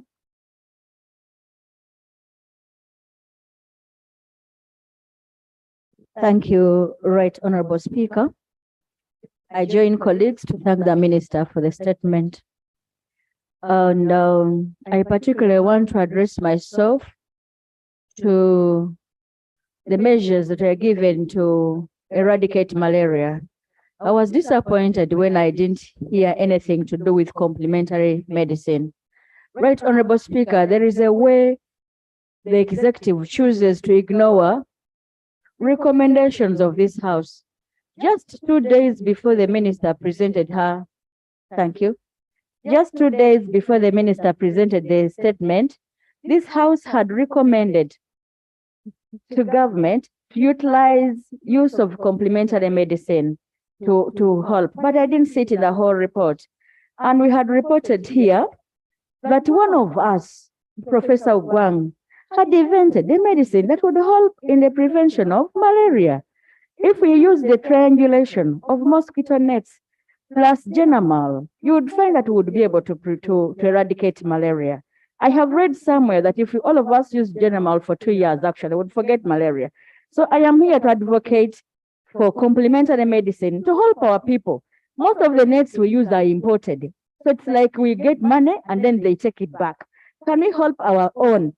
If the ministry recognized this drug and awarded this person with a certificate, what is wrong with using the medicine that he has discovered? Thank you. Thank you, Honorable Minister and colleagues. I'm referring this matter, this report to the Committee on Health for comprehensive study and the report back. Now, my colleague, Honorable Chivumbi, just moved out, but I have received information, colleagues, from the executive that the issue of ROCO is an issue which we had to solve today, or we allow the company to die. Now, in decision of this House won't be used because the bankers, raised this issue that we have to make a decision. So I want you, the House, to vote on this matter. Either you allow it or you don't allow it, so that a decision is made. Now, I want to put a question that the House approves the proposal by the government of Uganda to acquire 150,000 preference shares worth approximately 207.13 in ROCO. Those in favor, thank you. The Tuesday next week. No, it has not passed. There are more than members starting here.